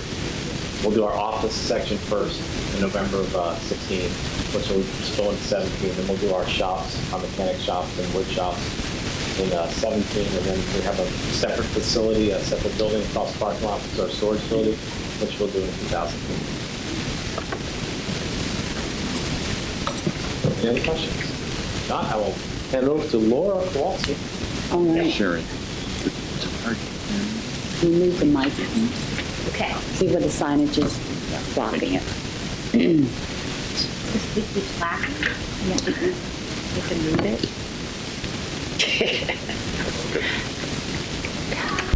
Okay, we have a half an hour till lunch, so I'm going to keep this on track. So I'm Laura. I'm the Deputy Director for Recreation. And I'm going to talk to you today about what we do with our recreation services and a little bit about environmental education. So our purpose is to provide programs, events, and opportunities for our members at the many locations and facilities that Mike just gave you metrics on. So primarily pools, tennis courts, community buildings, our open space and recreation areas, and Walker Nature Center. Also in this building, later this afternoon, we have a lifeguarding class and a swim lesson instructor class going on next door, so hopefully they won't get too loud. And also going back to our offsite location. So we go to the Fellowship House. We've had programs at Metro Center, also with Reston Community Center. Our sub-departments include aquatics, 15 pools, and with camps, we just expanded to 8 locations with our camps. We were only at 5 before. We're increasing the number of offerings that we have. Our events range from our small one-time events for children and adults to our larger community events and festivals. Parks and Recreation Administration are Sandy and I, and she's our Parks and Rec admin, and our tennis department at our tennis courts, and then our Walker Nature Education Center, which has the path, the nature trail, the pavilion, and multi-purpose center. Laura, do we increase our camps because of demand? Yes, and just the number of offerings, the type of offerings. We have a new camp program manager in place, and so we've expanded from just the traditional camps to things like Legos and a wilderness camp this summer. They pretty much always sell out. The traditional camps, yes, and then we're as we venture out into other areas, it's fun to see that. So our focus is, I decided to share the department focus around our internal strategic plan in alignment with yours. So I'll give you some examples of what we're doing to hit our strategic plan. So we created it in 2015. We're in the middle of it, so we're starting to see some of the results of the work that we're doing. And moving into 2017, we'll readjust for the next budget year. So needs assessment, as many of you know, we worked with North Mason University on a needs assessment. So we pull information from there. We also reevaluated our evaluation tools that we have for each of our programs, events, and activities. So all of our staff have a evaluation that they can use, and then they take that and they tweak that so that it really aligns with their program area. Aquatics is different from tennis, and those kinds of things. Also, the Parks and Recreation Advisory Committee has really added to this needs assessment piece for us. They recently, they hosted in February a facility user group meeting. So it's not the programs that we know where we collect the information, it's the other people that are using our lands and facilities. So the soccer and baseball and some of the renters. So we get to pull information from them and to have a kind of a better idea of what's going on and what the needs are. Facility enhancement, Mike touched on this a little bit. Recreation Services is collaborating with our maintenance department. So whereas before we were kind of working in our own areas, but now we have our program managers, that conduct these events and activities at the table during the capital planning process. So if decisions are made, we can say, yeah, that's against licensing, so we need to tweak that piece. So that's a good collaboration. We also do facility site walks, and that has been extremely beneficial for both sides of the house. And then for facility enhancement, some of those, Mike mentioned that he took some of the stuff. He took the toilet example. But just taking a look at what we can do, and it's not just replacing and we only have dollars for this, let's combine dollars and let's look at things in a more comprehensive way than we have before. Health and wellness is really more fitness and wellness, and this is the one that's fairly new, where we haven't really seen much of the work that we put into that yet. That'll come this summer. As you know, we have fitness and wellness at our pools with our tennis courts, but not so much in our parks. So we're working on programming the parks and doing some fitness activities outside. Now that we have some year-round space that we can continue those programs and move them into Lake House or buildings here and programming our community buildings as opposed to treating them like rentals. The year-round recreation, we mentioned community buildings, which include Lake House, our Glade Room, conference centers, and Brown's Chapel. Browns Chapel right now is hosting our camp orientation, so there's lots of campers there. And the collaboration piece, working on Rec Track, Robert mentioned earlier, that is our storefront upgrade. And you will hear a presentation in July from our staff that BOC got a glimpse of, but it's basically replacing that purchasing system for our programs and events, and we're collaborating across the association. Maintenance track will come on the heels of that, but around the table for that project is somebody from our IT department, member services department. I'm representing recreation along with Katie Shaw with the Nature Center. So we're collaborating, and I'm very excited for that. And Laura, if I may, you did make a presentation to the BOC at our last meeting. Quite impressive and quite amazing. Thank you so much. Pause for just 1 second. Collaboration is important because that wasn't happening before. Departments were doing their thing, working hard, but they were forgetting to talk to each other. So that's been a big change that we've had, kind of a culture shift internally over the past year.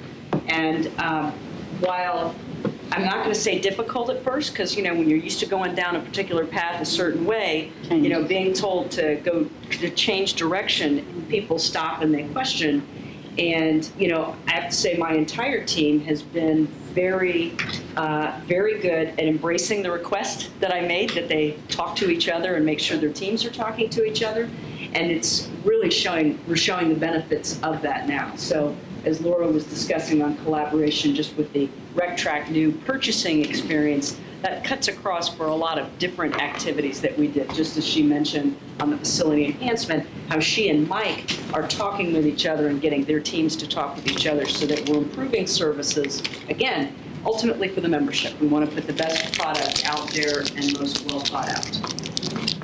Also with collaboration, we're doing a lot of cross-training. We're purchasing materials together as opposed to apart, so we get bulk purchasing price on their state supplies as opposed to individual departments purchasing.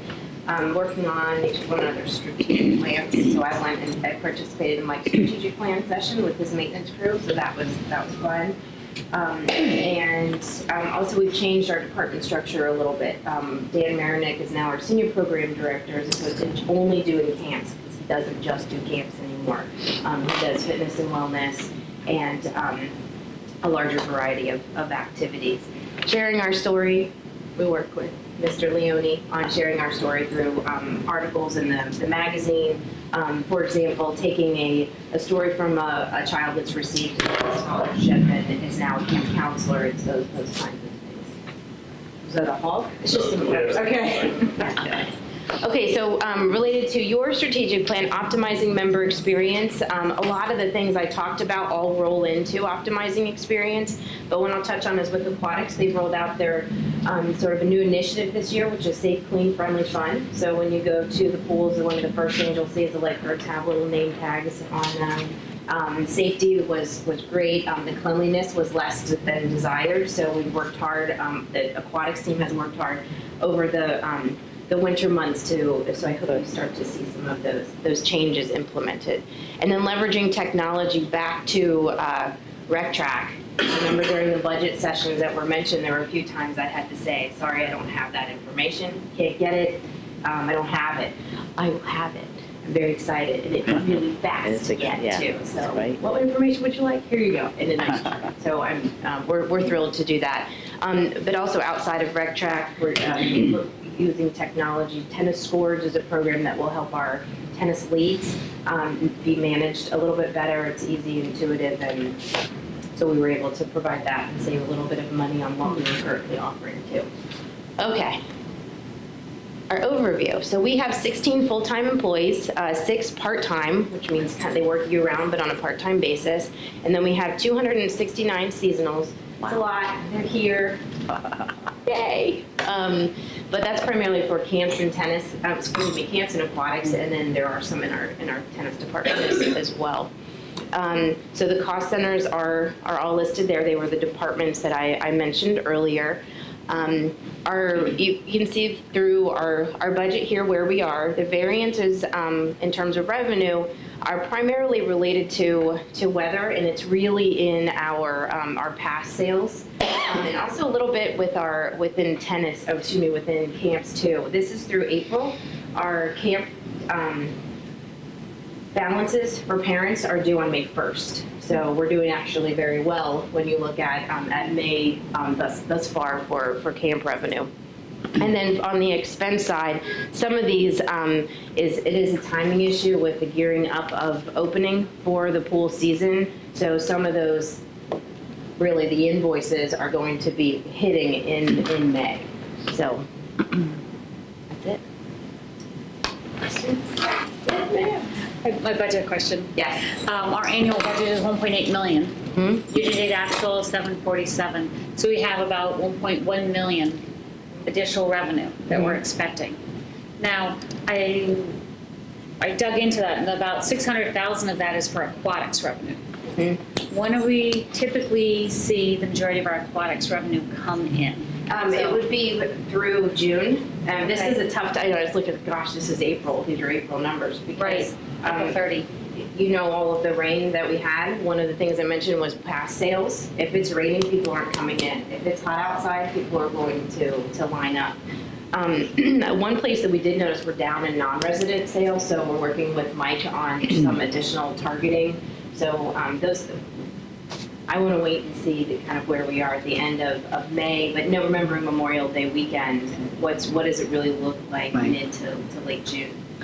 That helps. When would we expect the majority of that revenue to be in? Is it really by mid-July? I know that at some point during the summer, the sales go, like the passes go half price for families, and that's like, yay. If we think about the past sales, swimming lessons, kind of the bulk of all of our registrations, it would be by the end of August. Okay. All right. Thank you. And then there will still be some in September and, into the year, but primarily, for the big chunk. Is this trending as it normally does then? I mean, Yes. as far as how the revenue's coming in? Except for the non-resident sales. Okay. Yeah, that was the one I was like, oh gosh. Yeah, so we got together and we'll see what we can push this one. I have a question for you that it's probably not the right place. I'll try. But it's just kind of throwing it out there. So I recently visited my mom, and her pool is saltwater. Mm-hmm.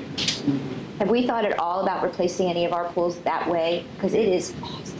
Yeah, they're great. And I don't know what that does to maintenance and what that does to, I don't know what it does to any of that other stuff. I'll tell you the biggest. It's a differentiator. It is. The biggest impact that we have is if you think of any of our pool facilities, you have a bathhouse, and then right adjacent to that is our pump room. The pump rooms, where all of the mechanics are housed, would have to be about twice that size. Oh. So it's really changing the footprint to accommodate the equipment there. Gotcha. Wow. Somewhat unrelated to the primary focus here is sponsorships for our various activities. We had talked during the budgeting about trying to develop consistent procedures across all sports, soccer, baseball, tennis, and whatnot. What can you share about where we are there? I don't think I'm quite following your question related to sponsors or? Yeah, sponsors, getting other groups like Glory Days and otherwise to sponsor. Can I help you? Sure. Okay, please. So we've worked very closely with Friends of Reston to get camp sponsorships, things like that. I think is our primary focus. We are very interested in getting sponsorship of facilities in a very unique way. We've got a lot of advertising opportunity at our pools and our tennis facilities. Absolutely. And it's coming back. It does that so it doesn't leave a print on the screen. So we need to go through the DRB process to get approvals to put appropriate size temporary signs and things like that, because we do have an opportunity there. And Laura and I and Mike and Larry have talked about that. We need to work with Anna and her team and the DRB to get them to be okay with things like that, especially inside the pool where, we can target specific types of groups Right. to bring dollars in to help sponsor a facility or program or what have you. Mike Leone works very closely. Hob Rock, who is our volunteer coordinator, is really focused a lot more of her time and attention on corporate sponsorships of just what Ellen was mentioning happened yesterday. We had something called a Deloitte Impact Day, and how many people from Deloitte? Oh, About 75. about 7. So, Okay. say that again? Closer to 100. Wow. Yeah, it's close to 100, Oh yeah. my gosh, that's probably the most we've had. Yeah. Yeah. So close to 100 employees came out and helped us do maintenance work on Browns Chapel Park that included, what did they do yesterday? They did mulching, they did invasive plant removals, they built 6 benches for the kids during the summer. They painted downstairs in the chapel. They also did some crafts for camp. So we are looking for unique ways to do our job, fast, efficient, effective, value to the members. That's the goal.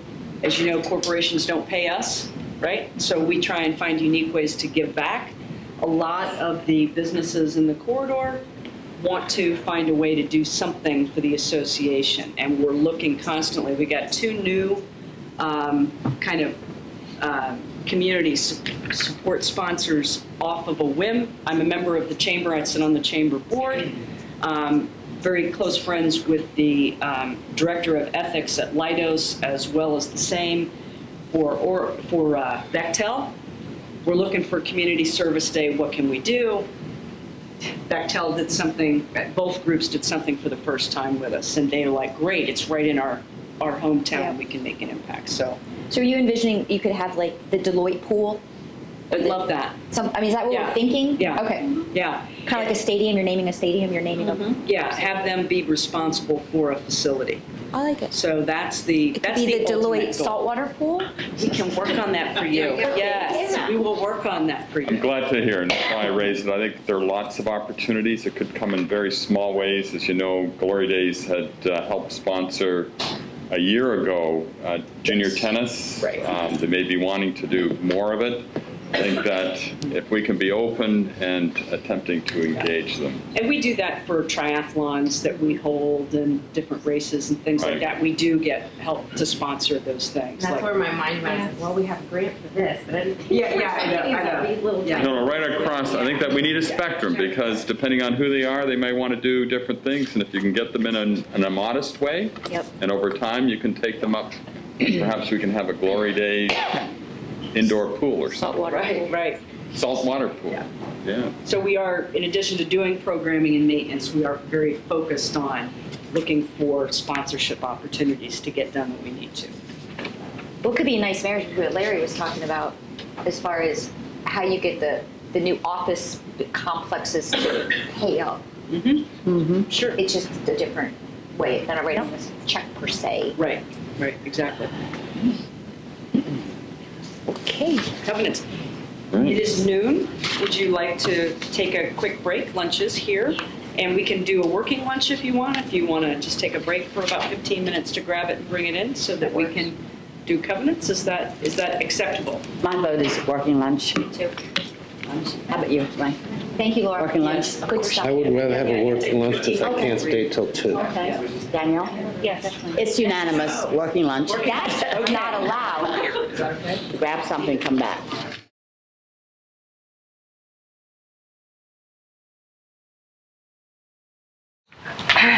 Okay. Covenant administration. Anna, Laura? I put those up. Okay. Overview of purpose. Primary functions of the department, covenants administration and compliance. Committee support. We support design review board, covenants committee, and legal committee. Co-administration. We process the disclosure documents. And community engagement and outreach. That's workshops and community service projects. So covenants compliance, that is advising property owners. We process design review applications. We handle maintenance complaints. We conduct property inspections. We record notices of violations and file releases as needed.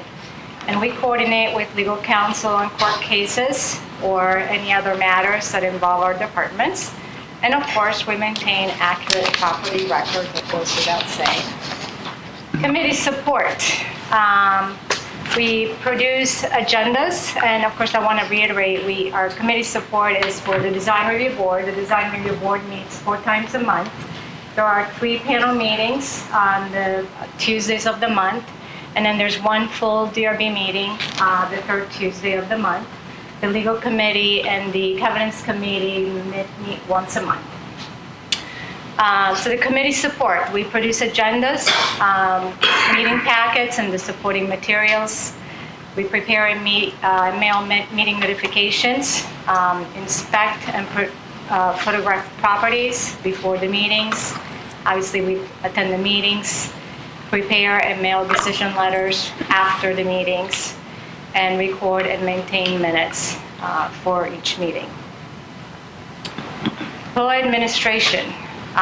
We ensure that the RA complies with the requirements of the state law. So we provide the sellers with the accurate and current information on the property. We have to provide the disclosure documents within the 14 days as per the POA Act. We conduct property inspections for each disclosure document that's requested. Maintain the current information on the association, and that's anything that would be enclosed in the property documents. So that's the current assessment, information such as are we in current litigation, do we have any current outstanding loan balances, things of that matter. And again, produce and issue completed documents in the requested format. Most of the format that's requested right now is digital. But also, if people request it in hard copy, we'll do that. Or some people might request it on CD, so we'll process it that way. So any way that's requested, we provide it in that format. So community engagement and outreach. We coordinate and schedule, host monthly workshops for training and education. That's been something that we've kind of changed up a little bit over the last year. We are on a schedule for monthly workshops. Over the last couple of years, or I should say in prior years, they were scheduled on an as-needed basis. We've been asked by members to have an ongoing pre-scheduled meetings or workshops. So we have a schedule posted on the website in advance so that people know when to expect those workshops to be scheduled. So it's been an ongoing monthly. This past year, it's been scheduled on Thursdays. We've gotten some feedback from members for the following for 2017 to try and mix up the days of the week that we provide the workshop. So we'll be doing that in 2017. But it's been very successful. We've been mixing up the type of workshop that we host, but we've been getting a lot more attendance, so it's been a very successful program. The Home and Garden Expo, for those of you who attended. Excuse me, what's the average attendance of the workshops? The lowest attendance that we've What are the had. different topics discussed? So the lowest attendance we've had in a workshop has been about 25. And we've had attendance up to about 45. Wow. We've had workshop-related topics such as, for example, updating the cluster standards. That's been more related to the clusters. Or there's been topics such as crime prevention in the community that's been targeted to all types of community members. There's been topics such as meet the DRB. So it's been, kind of having the DRB coming to the workshop and discussing DRB matters. What do you do at the DRB meeting? How do you submit an application? What's the process? Having the DRB members come into the workshop has been nice because that way they get to interact with the DRB members. We've had subjects such as, how to select quality contractors. Where we've had actual contractors set up in the conference center and, having people kind of talk to them about, different materials, things of that sort. So it's been very, different topics throughout, and we're trying to get very, have a wide variety of topics, even for the next year. Like next year we'll even have, meet the covenants committee, having things, that are more related to, the type of, like the inspection process. So we're trying to get, and we try to get feedback from the members on the type of workshop topics that they want to have, so that we meet the members' needs for the types of things that they want to hear about. And we're going to have the legislative update coming up this month. Right. And I'm going to have Ken Chadwick talk a little bit about the relationship between the clusters in RA, the responsibility from each. Because we get a lot of questions from members about that. We're going to have a workshop in September that is targeted towards, it's a parking pits and people workshop, but we're going to have somebody come in and talk about neighbor disputes and how to handle those type of disputes when people don't get along. So a lot of times they'll look to RA to handle those disputes, but a lot of times those are things that people. Yeah, exactly. Yeah, party wall. So we're trying to target a lot of the questions that we get on a regular basis. That's great, thank you. So, you're welcome. So, and then the Helping Homes. This is a brand new initiative for this year. We actually started it last year in October. It's been a very successful project, which has morphed into a full-time initiative. I was just telling Kate this past Tuesday, I was like, oh my gosh, where do I start it? But it's been very, very rewarding, I should say. It hasn't been, it's been a great deal of work, but it's been very rewarding. So for those of you who don't know about Helping Homes, this is a community service project. We partnered with contractors and vendors to provide assistance to homeowners that can't afford to handle their exterior home repairs. So we have a group of contractors that wanted to help us to provide, just donate their time and services. And last year in October, we handled, I guess we had 4 homes that we actually went out during a day of service and provided the assistance to these homeowners and did the repairs.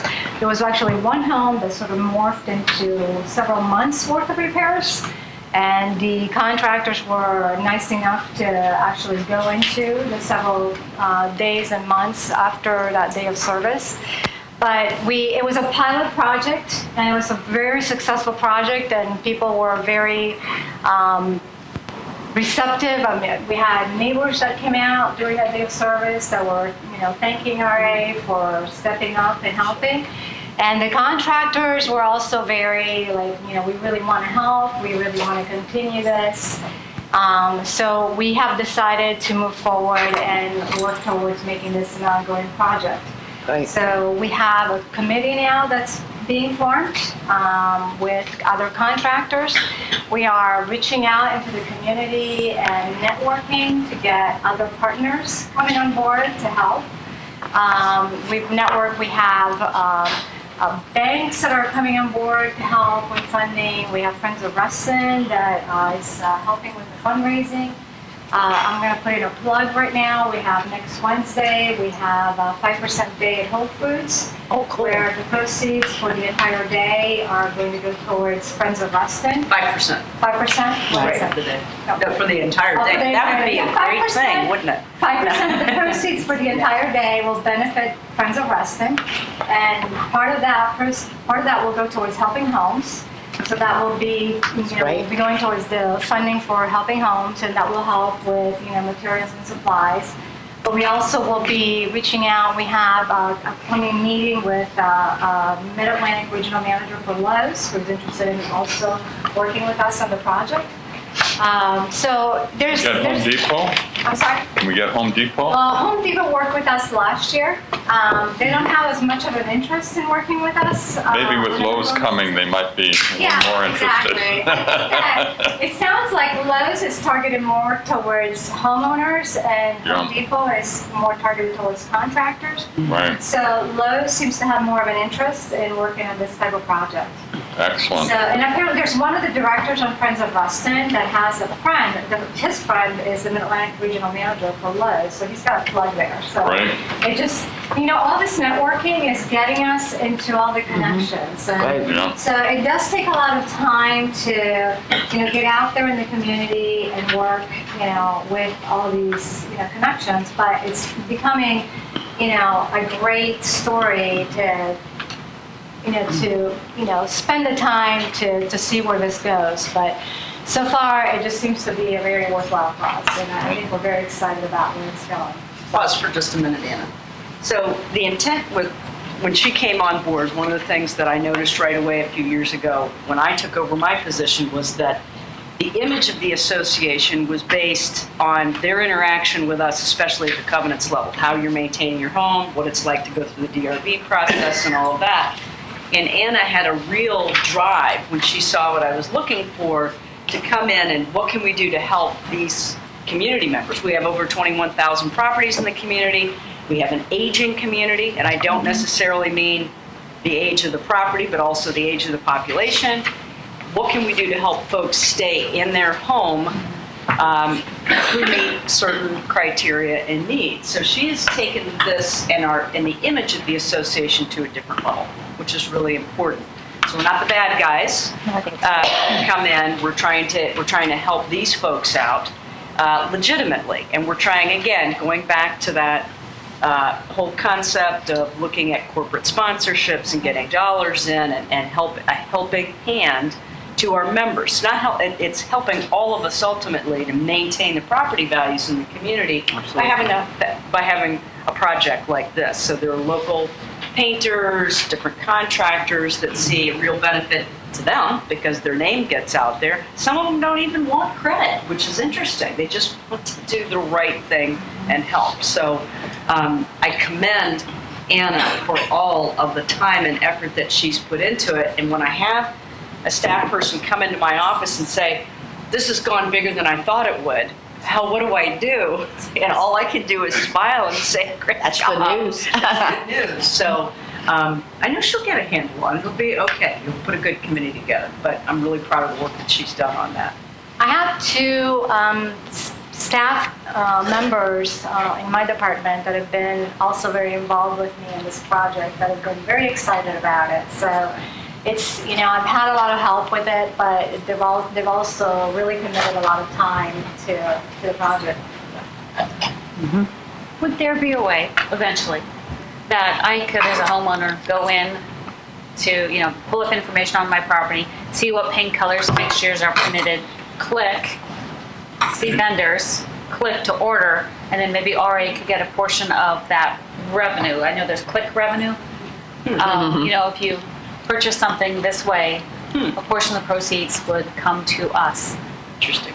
Yeah, probably. I'm not sure it's illegal. I know we're far away from that, but that might be a way to. Real interesting idea. Probably we are actually working on a project which is a big project for us right now, but we are in the process of digitizing our cluster standards.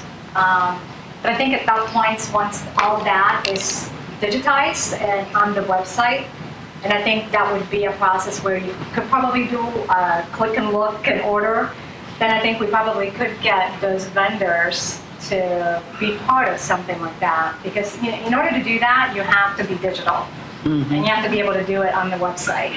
We're not at that point yet, but I think once we are, we probably could get those vendors to be part of that type of project. And I think that's definitely very possible. Yeah. But I think, as part of the Home and Garden Expo, for example, this is the first year, this year, that we, went through a different approach with the expo. Before, it was done every other year. Starting this year, it's going to be done every year. We went to doing it outdoors. We made it a much bigger project. We made revenue. We really changed the face of the whole event, and I think the exhibitors were very happy with the turnout. I think it was a huge learning experience. I think there are a lot of things that we want to do better next year. We want to do different things to drive more traffic. It's a theme thing. It's how we do things, how we market it. And I think all of the individuals that participated in the expo in terms of exhibitors, those are all the people that can help us in future projects, that being one of them, but other things. I spoke to every exhibitor at the expo, and they're probably the majority of those exhibitors even want to participate in the Healthy Homes project. So it's like everything we do is, a story. It's just about networking.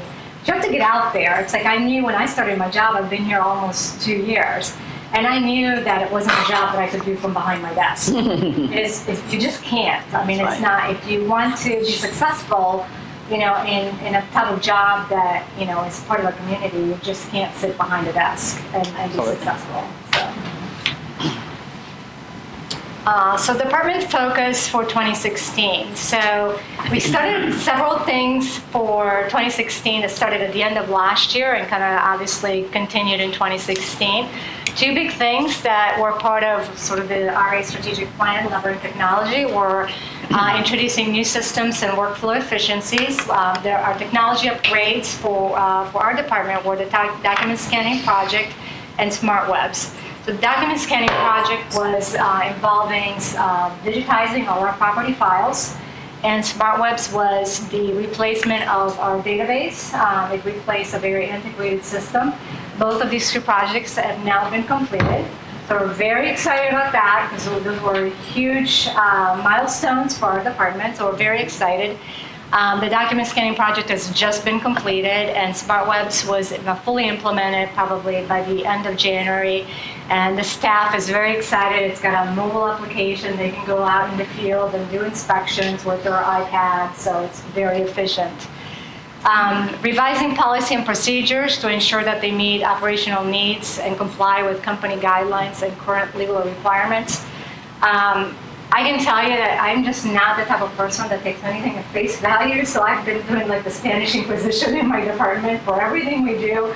I want to know where it came from, why it's being done that way, and there's been many policies and procedures that I've just sort of just uprooted and changed and just wanted to know exactly, what it related to, and if somebody couldn't tell me how it got there, or why it was being done that way, then it was sort of just digging and starting over.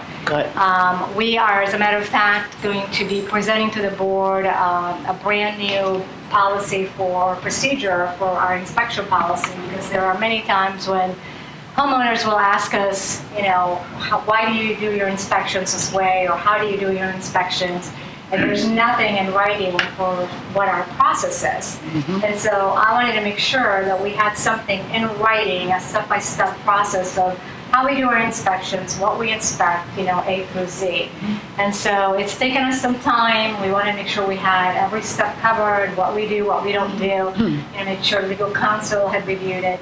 And that's going to be coming to BOC in July and then to the board. But I want to make sure that we had something that was very comprehensive. So it's stuff like that. I wanted to, over the course of the time that I've been here, I wanted to make sure that everything was in compliance with requirements and operational needs.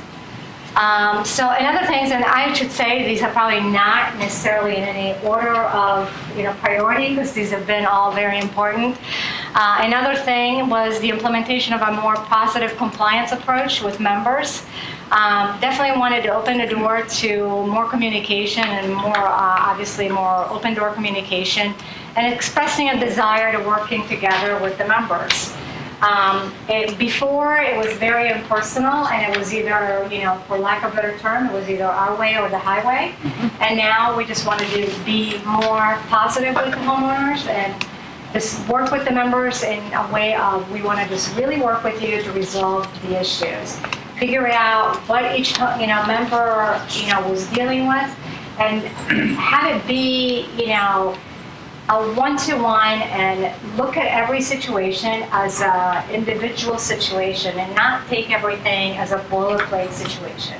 So if someone has, an extenuating circumstance, figure out what do you need in order to resolve, this violation or whatever the situation may be. So that if they need, an extra 5 days, or if they need to know exactly, what type of contractor they need to work with to figure out how to resolve the violation, that's the type of approach that we want to provide, as opposed to, here's your letter, and your letter looks the same as the other person's letter because that's just what we do and we don't want to deal with you. We don't want to talk to you, we just are going to send you a letter. So our approach is, we're going to pick up the phone and talk to you, we're going to make an appointment, we're going to have you come in, just so that we can have that one-to-one personal approach. And that's been, a huge change in culture because that is not what was happening before. And I have wanted to, that's probably been a huge hurdle in our department because some people certainly were not, you know how people are, some people are not, used to change, and some people will adapt to change more easily than others. But now that people have embraced the change, amazingly enough, membership has really seen that sort of huge shift.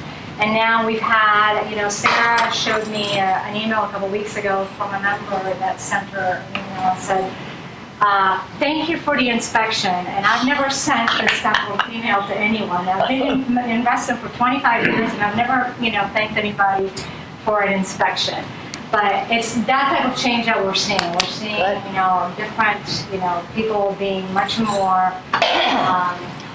thankful for the type of, service that we're providing. So that's been very successful. So Anna, you should frame that, when businesses start at like their first dollar, right? Yeah. So frame this, please. And people bring those emails to me and say, can you believe we just got this type of email? Yeah. Like, no, I'm not really surprised because you catch more bees with honey than you do vinegar, and that's just what we're going to get. Congratulations. And I can tell you, Sean's smiling because, boy, about 3 years ago, his cluster went through that kind of handbasket on a simple question that all we needed to do was provide resource information to solve it.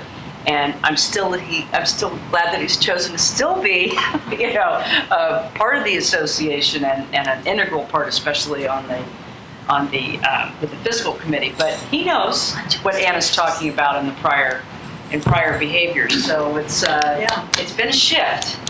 Yes, thank you, Anna, for that. It is. It's a new mindset, and it's been a change, but it's been successful. Like I said, and you'll see. Excuse me on that. Yep.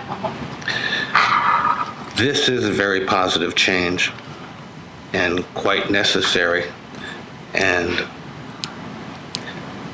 it's very difficult, as you say, to change, and for people to even admit that something was wrong in the first place. So I commend you for all of that. The legacy of the way things were dies very slowly.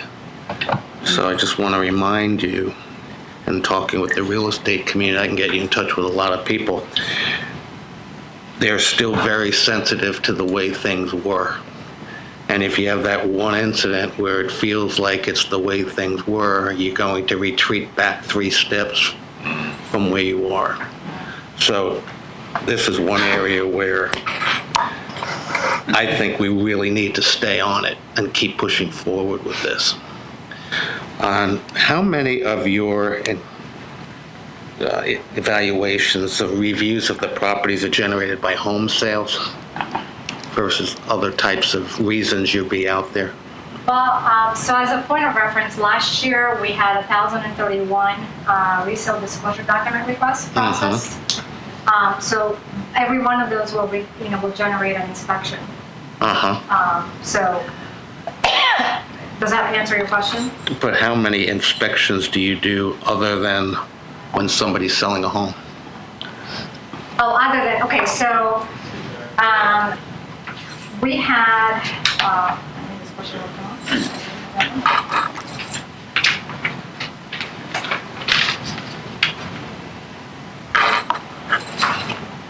we generated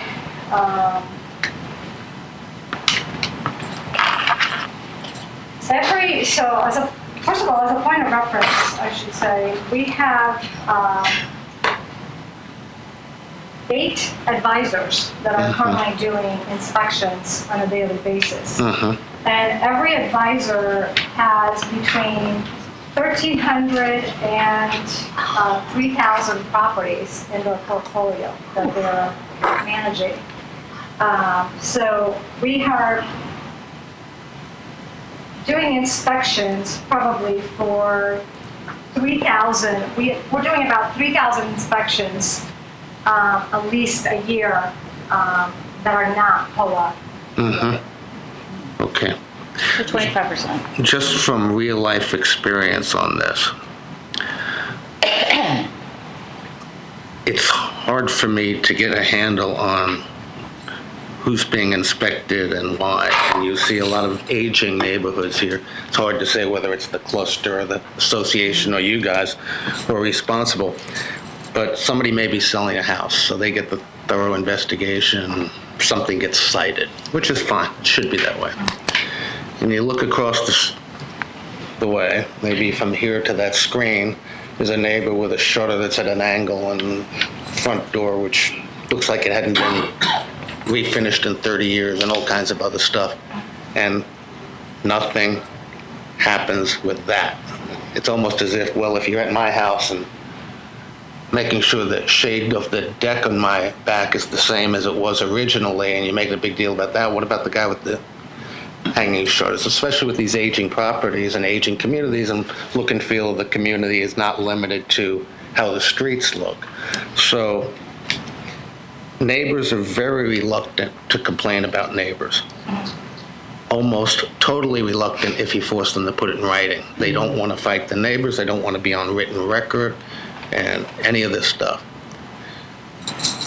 There has to be some way that somebody with a simple phone call or a simple notification can get one of these advisors to look at obvious cases where something's in violation on a property. Just not by the book, just by your sight and your common sense tells me there's something wrong. Can somebody take a look at this?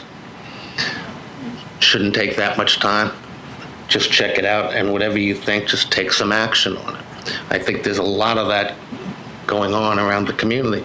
And anytime I mentioned anybody, well, send something into covenants, send something into your homeowner association or a cluster association, mention it.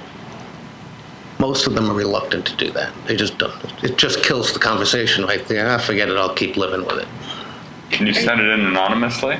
We can't take a notice complaint. For the deed, it has to be a homeowner that, a member that sends in a complaint. It has to be a member complaint. I've seen some properties, I noticed some things that are so freaking obvious. And it's not, like fill out a form, put it in. No, I'm not going to do that. Of course I'm not going to do that. I don't even live in this neighborhood. I would think there's a way of common sense for a citizen to spot something. It's actually helping the homeowner, quite frankly, when you're doing this, as well as everybody else and the community. And like you say, an easier, more positive way to get things done without a confrontation occurring among neighbors or among anybody else. While you're on the subject of implementing a more positive compliance approach, it's important, it's being done, we're getting better, we're nowhere near the goal line on that one. And there's a lot of other ways we can do some things, I think, to be considered. We welcome you sharing that with us. If you've got some ideas, that would be helpful to hear them. Okay. Seriously, yeah. There are a number of people in my industry, especially the ones who have been here for a long time, who have that legacy deep in their minds. So they don't even see what we're talking about here as far as things are changing for the good, that would have a lot of ideas on easier ways. Is there a way to get in front of that type of community? Is there a real estate? No, people from here, common sense ideas that you could do. No, I know, but if the real estate community is the one that sees a lot of this, is there a way that Anna or others could get in front of that? Do you guys ever, is that a thing? Like a Long and Foster monthly meeting? Yeah. Which we do. No, they don't. That's kind of a thing of the past. Oh. These monthly sales meetings schedule? and weekly sales meetings don't even occur anymore. Do you schedule like I'm sure there's a schedule of this neighborhood this year, this neighborhood next year, and where you're not called in. 2 years ago. Well, there's clusters, but there's all these single-family homes. Oh, yeah. Well, they do clusters. They always on a schedule, right? So there, we used to have cluster walkthroughs that had gotten to be really cumbersome in terms of how that schedule worked through, because it takes a lot of resources to cluster walkthroughs. So in the inspector policy that we have coming to fruition, there's going to be a process for clusters to submit requests for cluster walkthroughs. And as they submit requests, so if a cluster board submits a request to have a cluster walkthrough, then they can submit the request, and then we, based on the resources and the timing, we can schedule cluster walkthroughs. Right, but single-family homes. There's a lot of single-family homes. So I would hope the association would at some point be scheduling walkthroughs of those single-family neighborhoods. So we would have to schedule that, sort of like in between the cluster walkthroughs, as the timing allows, to go through certain amounts of streets, because the single-family homes don't have boards. So we would have to schedule like certain street neighborhoods or certain neighborhoods in between the cluster walkthroughs. We haven't up until now had the time, because we were waiting to have the new software implemented so that we would have more workflow efficiencies. But now that we have that, we'll have more timing and time available and workflow efficiencies to schedule these in a more systematic way, so that we can, as we get requests from the clusters to have the walkthroughs, then we can set a schedule and then say, based on the resources available and the requests that we receive, then we can kind of set in between, we can fill in the time with the single-family neighborhoods. We can do that. During those times, then if we see something based on, a single-family home that, would fall within those categories, then we could do that.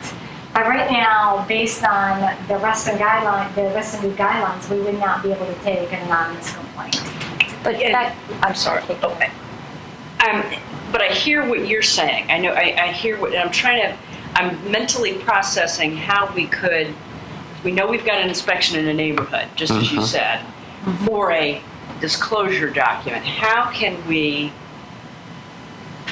marry up the opportunity to do a site inspection, kind of the egregious, it's popping out at me, ooh, gosh, we've got to deal with that. So I need to, so I hear what you're saying. Is that, there's a way that we can achieve that, but I need to work with Anna and kind of how we can do that without, as she said, it becoming so overwhelming at the same time. Because one of the things, too, that she's trying to focus in on is... Right, but even if we don't look at a global thing and just, pick away at it, it'll grow on itself. When your advisors find, let's just say your advisors go through 3 different clusters. And just visually, it's obvious to them that one of them is not as well maintained as the others, and certain things are a common occurrence.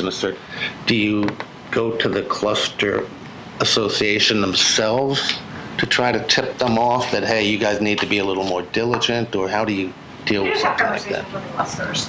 But if we go to the cluster board and we have that conversation, then they would still have to work with us in terms of either working with us to having us do a cluster walkthrough. Some of them do their own walkthroughs, so it's not necessarily. We still want to be collaborative. We don't want to go in there and start doing like their patrols. Because we don't technically, our inspection process is initiated by either getting a complaint or a pillar request or something like that. So we also don't want to seem like we're stepping on their toes. So Anna, in the case that Ray talked about, you did an inspection of a house that's for sale, and you looked across the street, and there's obviously a house that's painted itself pink. You can't do anything unless there's an actual complaint. If it's something that's that glaring, we will do something about it. Even if we do like a color inspection and say, for example, it's a house that has a party wall condition.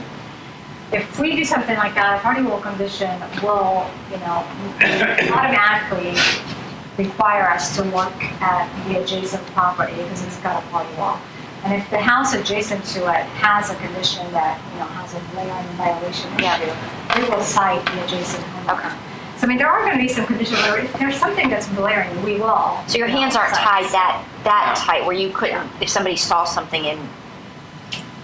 I don't think we're doing because we've had a lot of conversations, Anna and I in particular, with council, where it's like we can't go with blinders. Right. As Ray's saying, because if something's right there, it's like, okay, hear no evil, see no evil. I think we're obligated to deal with it. Right. I would agree. We see it. I would agree. Yeah. Yeah, and it's tough because there's so many houses in so many neighborhoods, so obviously that's why I'm kind of getting at, do we involve the associations and the clusters and, let them do what they're supposed to do actually in their own community to maintain their own community values and the like, because there's a big disparity among some of these. Yeah. Oh, yeah. Along those lines, it's pretty obvious that there's some neighborhoods that need a lot of help, and there are other neighborhoods that don't. How do we go about prioritizing the focus? Well, and I mean, again, that's part of the whole, if you just say you concentrate on the clusters, I mean, that's a thing where we want to be able to provide the assistance to the cluster walkthroughs, because there are some clusters that haven't had a walkthrough in a long time. And so as we get requests, those are the ones that we would want to prioritize. Where if a cluster has had a walkthrough last year, we wouldn't want to prioritize that over one that hasn't had a walkthrough ever, something like that.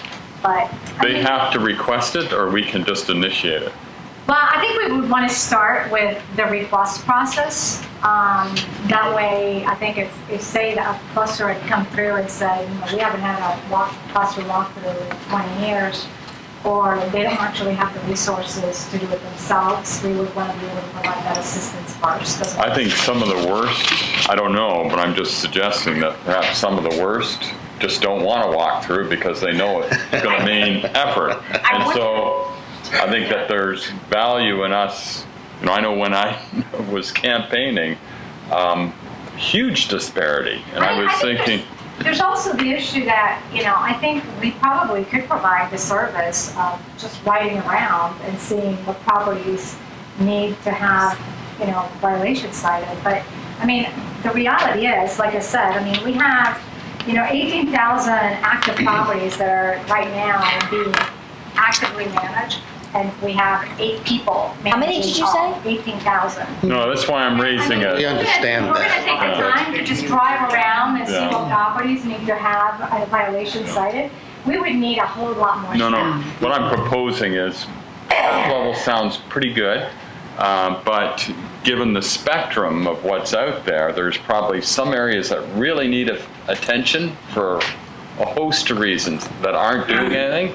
So, those things should rise to the top. Right. There are others that, maybe not so bad, and then perhaps there could be even a random, with the additional capacity you might have available, there may be a random process that you just stick it in the hat. You see, well, this cluster has come up for this year, we're going to take a look at this. I think there also has to do with finances too, because I think that some of the clusters absolutely. that are looking Shabby. yes, Long in the tooth. that's maybe where we can think about the Helping Homes project too, to do kind of a hand-in-hand instead of just a single property. It's a whole cluster of homes to make a difference. So Yeah, but everything is step by step. Yeah. One step at a time. Yeah. So if you look at this whole thing as one big, we have 18,000 properties, you may never get anything done because you're told Right. your hands get frustrated by it. How do you prioritize? Just step by step, take a bite at a time, and I think we can we are actually making a lot of progress. Just keep doing things that way. And one more point to what Sherry was saying, because this happens all the time. Somebody's selling a house, and I've seen it in $1 million plus houses in addition to, this isn't limited. You all think all these neighborhoods are great because the houses are very expensive. Where the neighbor's backyard has all kinds of junk in it, it looks like Anacostia. The shingles are falling off some of their house. How that neighbor's house looks is directly affecting the sale of this guy who may have the most pristine house in all of Reston. Now, if that guy makes a phone call, he shouldn't have to fill out a bunch of forms and lodge a complaint and go up to the covenants committee. He should be able to say, I'm selling my house. I got a problem with the way the neighbor's house looks. It's pretty darn obvious if somebody comes over here and just eyeballs it. That's a simple request that's not being satisfied today. I think, I guess I would have to defer to Kate and to legal counsel, but I think that would be a deed amendment in terms of that process. I agree with you, so sometimes we get into situations, and Anna's staff could tell you countless stories where you've got a situation where front of a house looks good, you get to the back of it, and I know there's someone in my neighborhood who's got a hoarding issue, and that, we've got to give notice. We have to work with that homeowner. We have to do something because there's more wrong there than meets the eye, and we have to give them the opportunity to clean it up. So there's for the associations, following our policy and process is important for a myriad of reasons legally. But I definitely hear what you're saying, and we've got to be able to look at that and deal with it. And who generates the report? And time is of the essence in situations like this. Sure. And I've, even like, suppose the guy's had a house on the lake and he's got stuff that I don't know what's dripping down from his backyard into the I lake. think it's important to have some kind of mechanism. I understand there's a deed and there's rules and stuff, but I think to your point, you don't want to create this, neighbors won't want to create conflict with each other, even though there's something obviously wrong. That's just, you don't do that. Right. It's kind of like a code, right? But we also have to have a way for these things to get fixed. The members are our best eyes and ears, right? The members are that. So, but they're not going to report it if they have to give their name and address and because it's just going to cause conflict in the neighborhood. Well, but I don't know what the answer is. Yeah, we'll see. We'll work on it. We'll work on it. Ellen, you had your hand Thank you. up. Sorry. My arm is hurting. And I know this is a budget item, and we certainly cannot implement it this year, maybe not next year. But have we ever considered perhaps using subcontractors to do some of these inspections and maybe not do the entire 2197 homes or whatever in the community, and realizing that you only have 8 members in your staff to do the PO and everything else? Have we considered that? You mean outsourcing them? Yeah. We haven't, but I think that definitely, we talked about, in the department, we talked about just having like a full-time inspector. Right, exactly. Just doing an inspection. Yeah. But I think either that or outsourcing it would certainly be the way to go. Absolutely. To accomplish more of that. Yeah. And there are nice properties in Anacostia. Yes, there are. I think that people understand what I was trying to say. I wasn't trying to be denigrating to any community at all. But appreciate that feedback, something we can definitely, as we're working on this plan and we get ready to get started on 17, this is great feedback to hear. Great ideas. You guys are doing an awesome job. You're a victim of your own success. Yeah, they're doing great. Danielle's got a question. So at 1:30, are we going to stop at 1:30 and talk numbers? Overall hard budget numbers? We have, sorry, I'm just looking at the clock. we have HR, plus we have communications as well. Right, but it's also a budget meeting. Yeah, we are going to finish at 2, right? Well, I think if we allow Anna to continue, we can kind of get up here. Okay, so my department overview, we have 13 full-time employees, 1 part-time. I have just one cost center, it's 2,200. In terms of my variances, my variances in the revenue, 72,250. My only variance in the revenues is from the expo. We did have some revenue there. It's about a little over 13,000. And the variances in the public disclosure documents and NOV fees, those are not permanent variances. That is really only due to timing as to when they're coming in throughout the year, but those will even out at the end of the year. On the expenses, the 47,107, those are primarily due to payroll-related costs, again, due to timing. Salary increases not yet applied. Legal services, that's actually a permanent variance.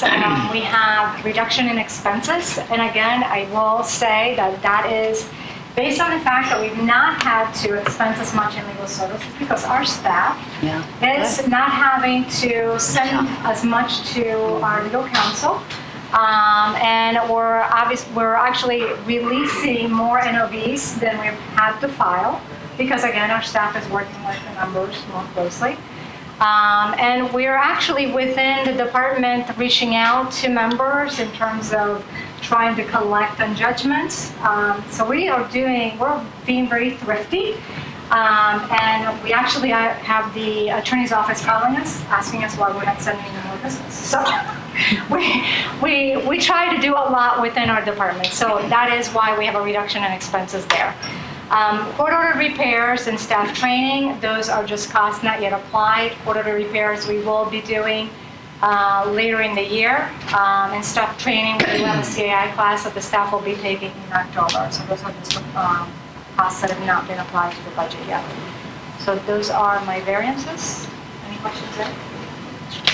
Again, by changing how we do business, it can impact the members in a positive way by positive interactions, as well as a reduction in what we have to charge them to do it. But it takes time to implement these things, and Anna, just like everybody else, has done a great job in implementing this change. And Ray said it perfectly, step by step, and keep working toward it. So I'm really pleased with how she's doing on her budget plan and what immediate impact it's had so far.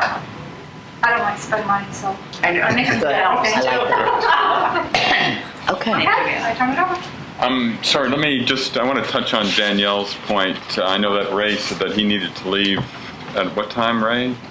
Very soon. Very soon. Shortly. We're going to conclude at 2, right? I just wanted to be sure about that. It is up to you. We can move through our presentations quickly, but I want to make sure that you guys get your questions answered as well. So it really depends, as I always say when you ask if we're going to get out on time, it depends on you. So, Madam President, are we finishing at 2? Well, depends on you. Well, then let's us make a decision. We're finishing at 2. The more you talk about it, the more time you use. So why don't we get you up and let Mike... Sorry, let me just raise one other issue, if I could. I think that Danielle raises an important point as well in terms of getting to the numbers. How much time, Danielle, do you think you need for that? I don't know what's being presented. Half an hour? I don't know what's being presented. I just thought that the main purpose of this was like a budget summit. So that's why I'm like, where are the numbers? And the best way to understand the numbers is to understand what we're doing, and because what we're doing impacts the numbers. Got it. So if you have 15 minutes before 2, would that get at the issues that you probably got? I don't know. Let's. Just enough. I'm thinking 1:30. Let's get you up. Yeah, 1:30. I think 1:30 is the number. Mike, you now have 3 minutes less than you had previously. Okay. I'll keep it brief and be respectful of time. So I'm Mike Leone. I oversee communications and community engagement, which really, when we talk about community engagement, what we're really talking about are 2 pieces: traditional core communications and marketing support to the organization, and the other piece is our member services team. As a number of speakers before me have alluded to, we've really, especially on the communications team side, have tried to go through a little bit of a transformation in how we do business. In that regard, in the past, the communications team has really been in place to just support the task needs of a lot of other departments. So I've got a sampling materials, but in the past, that's everything from putting the magazine together to producing a lot of flyers for different events and activities. And really what we've started to do is transition away from just being task-oriented and getting those communications pieces done to really becoming more consultative, working with our Parks and Recreations partners, Anna and the Covenants team, and really almost touching every department in the organization and offering suggestions and other ways of doing things beyond kind of traditional flyers, which the organization has used in the past. We do literally, I think of us as a shared services function because there's really not a department in RA that we don't interact with either directly or indirectly on a day-to-day basis, and that can be everything from helping to produce marketing materials, or working with Robert, who's not there anymore, but Robert and the finance team on the assessment letters. So we're really involved in lots of communication pieces within the organization. So when we look at our primary functions, we're responsible for either directly or indirectly communicating key RA messages, and that can come in the form of maintenance and articles on our website, the weekly production of RA News, which goes out. It also involves, in some cases, daily media relations activities that we have in the organization. Ensuring the board meetings are broadcast, live streamed, any of the videos we produce, like Reston Today segments that are done on our YouTube channel. So those are kind of the traditional functions of communications. We're also intimately involved in branding and marketing support for the organization, and whether that is just general branding of the organization, and I'll talk about a couple of examples in a minute, or assisting with campaigns or initiatives to help promote our products and services. So when Parks and Recreations is developing the aftercare program that they're doing right now, really working with them to develop a campaign to promote that. Our pool and tennis pass sales. In the CEO report, Kate's kind of been reporting how we've been doing since the beginning of the year on pool and tennis pass sales. We're much more deliberate this year to try to improve the member experience and the long lines that we've traditionally had in member services in the month of May. Weather excluded this year, but we saw a much higher instance of members buying their passes online well before the season started. So if you actually kind of look at the trending numbers in the CEO report, we had a much higher spike in the first quarter of members buying their passes, not waiting in line, getting them mailed to them. And that was really because we marketed the heck out of buying your pool and tennis passes early. We did it in the magazine, we did it in RA News, we put out e-blasts, we did lots of things to encourage members to do that. So those are just some examples. And on the branding side, and I don't know if Kate has, if you've shared this with the board yet, the Business Journal. No, I haven't. Okay. So we're partnering and working with the Washington Business Journal right now on a special segment that will appear later this month in the WBJ that will really brand and promote the association as well as Reston as a whole. But they've come to us and asked to work with us, and as it turns out, one of the sales executives with the Washington Business Journal is an RA member, so she kind of thought about working with us. Right now, it looks like it's probably going to be anywhere from an 18 to 20 page feature section, which will be a huge opportunity for us to promote the community. And I'm going to interrupt you for a second. I'm going to say one key thing on that. It's not costing us any money. We're not spending any money, except my time and Mike's time. So what they wanted from me was my Rolodex. And they wanted me to spend time sending messages out to people in my Rolodex, big dollar groups, to buy ads. So I made the initial ask, Washington Business Journal comes in behind me, closes the deal. For that, what we're getting is the number of ads that roll in will dictate the number of pages we have in this section that we can fill. I was astounded to learn how many pages we're going to have to fill because of the ads that people have chosen to take out. And this is the business community. This is getting back to the corporate This areas. is the Thursday weekly business journal that comes in your big newspaper. Right. Yep. That's big. Which, you know, I know, Ray, from a realty perspective, right? We're working with them to get some overrun sections, so we'll be able to distribute those around town after the fact. But it, you know, great marketing tool for the community and from somebody as well respected and credible as the Washington Business Journal. So that section's gonna appear later this month in June. So we're kind of down to deadline, pulling all the pieces together, but huge opportunity for the association and the community.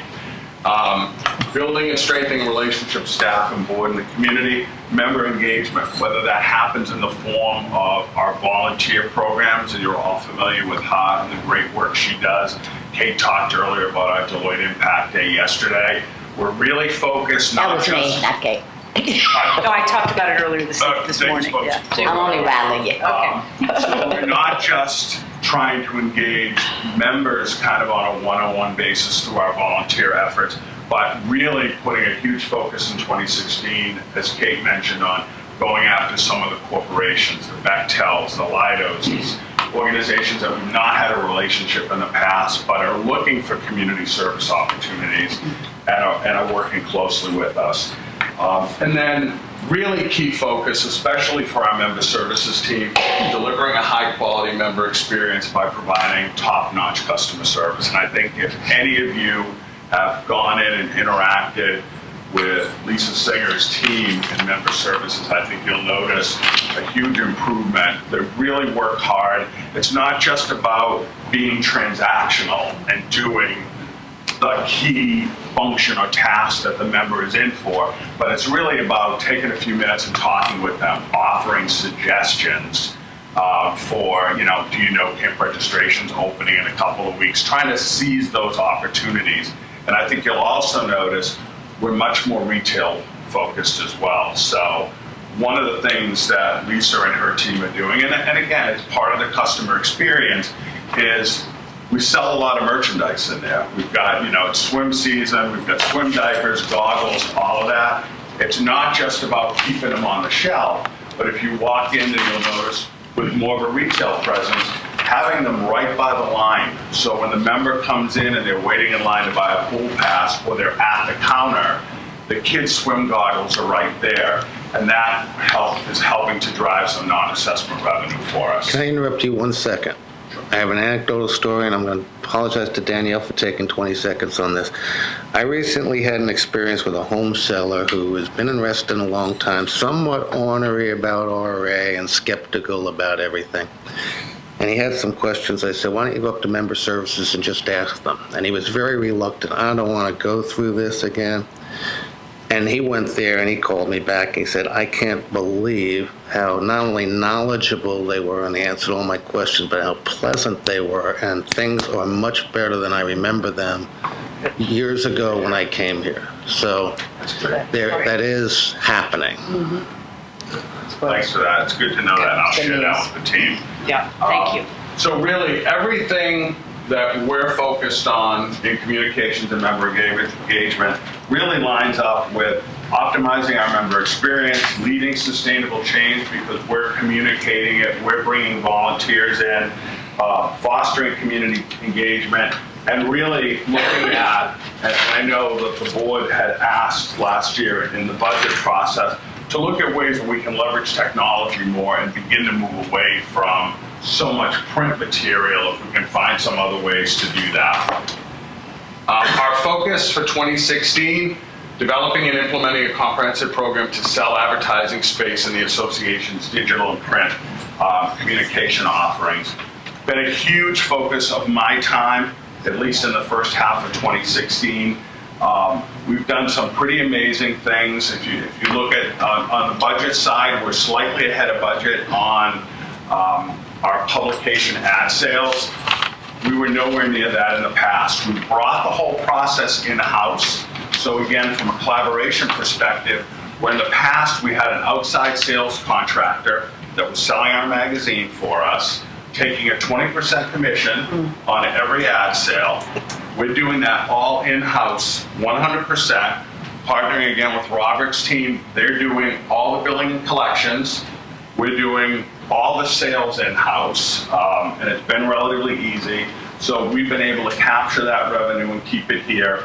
We've themed the issues of the magazine to really help us target advertising more, much like what we did with the Home and Garden Expo, where we really encouraged the vendors participating in that to take advantage of a discounted ad sales opportunity, which for us has worked out well because a number of those advertisers, because of their sponsorship, got a free ad but had never advertised with us before.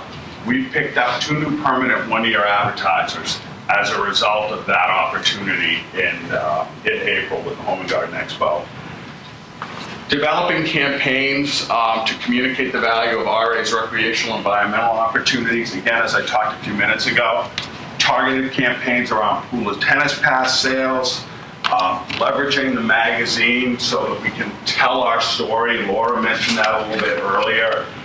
We've changed the focus a little bit of the articles in the magazine, and as much as we still focus on Reston lifestyles type issues, we're also much more intentional about telling the stories of our campers in RA camps. So when we're sending out that issue in January that markets and promotes our summer camps, we make sure there's an article in there where we've got some people telling the story for us, and that's a slight change. And then we're also in the process of developing, and I know Erwin knows this, but we're talking about kind of an anti-litter campaign. It's a big issue in the community, so we're working on this, and hopefully I'm going to get this right. To keep it green, you need to keep it clean. So we've just finished designing an image and a logo that we'll use on our receptacles, on the shirts of our volunteers when they're out doing volunteer activities in the community, to really kind of create a brand around that whole issue in the community. You've heard a number of people talk about Rec Track. So Rec Track is a huge initiative for our member services team. A lot of the inventory, a lot of our, currently today, if a member wants to reserve a book one of our facilities for an event, for a meeting, they do that all transactionally directly with member services. We track it all on a giant spreadsheet. We'll be transitioning that whole process to Rec Track, so a member will be able to, hopefully I got this right, Sabrina, right? They'll be able to reserve and book everything online through Rec Track, so there's a lot of work that needs to be done there.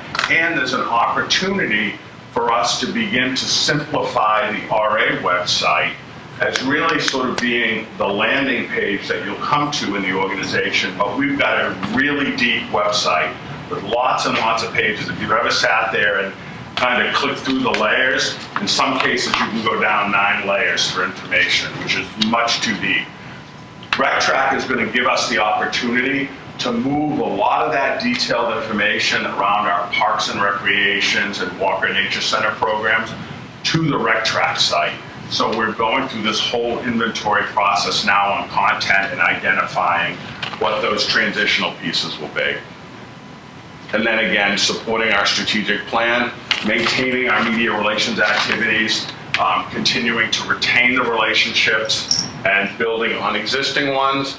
Our member services team, they're really focused on these last 3 pieces, managing our pool and tennis pass sales, really anything that's transactional. Member event registrations, assessment, payment processing. They serve as the customer service help desk, so a member that's having trouble with their login for the website, they provide that function. And then the conference center, all the conference center and facilities rentals, which will also include the lake house when it goes online. Member services manages all those reservations and all those customer interactions. The interesting to note, in 2015, the number of transactions that our member services team actually did, they did over 32,000, almost 33,000 member transactions on that team. And about 48% of it was actually walk-in, in-person interactions, and 51% were online. So that's a pretty significant, busy team. I think you're all familiar with these, but I just really wanted to talk real quick. The communications tools we use, I know you're familiar with our social media, Facebook, YouTube, Twitter. LinkedIn, we really stepped up the use of LinkedIn more this year than we have in the past. We've used it not only to push out messages to the business and really more influential type stakeholders in the community, but it's also been an opportunity where we've used it not only to promote job openings within the organization, but at times the DRB has been looking for new members. And again, when you start to think about professionals that might be a perfect fit for the organization, we're trying to be a little bit more strategic about where we go to communicate things. So LinkedIn has helped us in that regard. You're all familiar with RA News, Branching Out, which is produced by Walker's Nature Center staff, but we do all the editing, all the layout on the communications team, manage the website, and then of course there's the magazine, which, as I mentioned, is a branding opportunity for us. It gives us the chance to tell our story. Most importantly, we have to remember that the second half of the magazine really serves as the organization's program guide, right? So anybody who's looking to register for programs and want to know what's coming up, that guide, that magazine really serves two purposes. It's kind of the communications tool for the organization, but it's also functions as the organization's program guide. And it also memorializes the board actions in every issue. Does it need to be issued 4 times a year? What was that? Does it have to be issued 4 times a year? Could it be issued 2 times a year? It could be, but I think it would be a challenge. I'm not sure it would be any smaller if we went to 2 times a year, because it more or less aligns with Parks and Recreation's registration schedule. Now, that's not to say that it can't change, because one of the other pieces we're looking at with RecTrack is how that magazine changes to support how RecTrack will work, because there'll be catalog numbers for programs and events. So we're going to be kind of altering that back section, and it may be that in time we can get to fewer issues. Yeah. Mike, regarding magazine, not a lot, but I've heard several negative comments about the magazine being glossy and blah, blah, this and blah, blah, that. Have we ever considered, or perhaps we've done this in the past, doing some type of survey, like a tear out, and also the just put our how they can contact us to say how effective that magazine is, and do they think that the articles in the magazine are meaningful and useful? Have we ever done anything like that? To my knowledge, historically, because I'm just finishing my first year, but I don't believe the organization has done it, but it's certainly something we could look at. Now, there's a location where people can email me directly or provide me with feedback, but it probably does make sense to or even give them the online, how they can contact us. Yeah, no, because I hear not a lot, but I do hear people complaining about it. I guess they don't like the glossy cover. I don't know. One thing to note, so the actual production of the magazine costs the association a little under $94,000 a year for the 4 issues. And then the postage is about another $27,000 for us to mail out. So about $121,000 a year to produce the magazine and to mail it out. I can tell you that RCC, and you're all familiar with their program guide as well, right? Yeah. They distribute pretty much the same area we do, although, Ellen, you probably know better than I, they call it, the boundaries are SD5, which I guess is essentially the whole community and a part of the town center. Right. They're spending about $130,000 a year to produce their similar program guide. And remember, their program guide really has no advertising in it. It's strictly just a program catalog in there. So really, when you start to kind of compare the two pieces, we're at least capturing back, by the end of this year, we're going to capture back about $50,000 of that in ad sales revenue. So you're saying 121 minus 50,000 in ad sales? So the true cost is 70 something? Exactly. That's for the 4 issues. So what it really works out to, when you put the postage in for each member, it's about $5.96 a day for them to get 4 issues a year. But that's before you consider the revenue that you get from advertising. And our goal is to kind of ramp that revenue path up. I mean, we're much more focused on that moving forward, and the fact that we moved to bring that in-house, I think has really helped us start to achieve that goal. And then just a quick overview of the department. So we have 9 full-time employees, of which 6 of the full-time are on the communications team. There's a half-time seasonal person on the communications team, and that's the new volunteer assistant that works with HUD that the board budgeted for this year. On the member services team, we've got 3 full-time staff, a half-time permanent staff person, And then we've got 4 part-time seasonal that are basically each half-time people. So it's another 2 bodies. The seasonal part-timers, we use them primarily between November and the end of March. So that's really kind of when the assessment period starts, when the assessment statements go out. And it also carries over in January when a lot of the camp registration activity starts. Member services is really busy between that January and March timeframe. And then the seasonal staff picks up again toward the late April period through the mid-August time period. Again, lots of pool and tennis pass sales, so busy there. On the variance side, for the most part, you can see we're pretty much tracking the budget.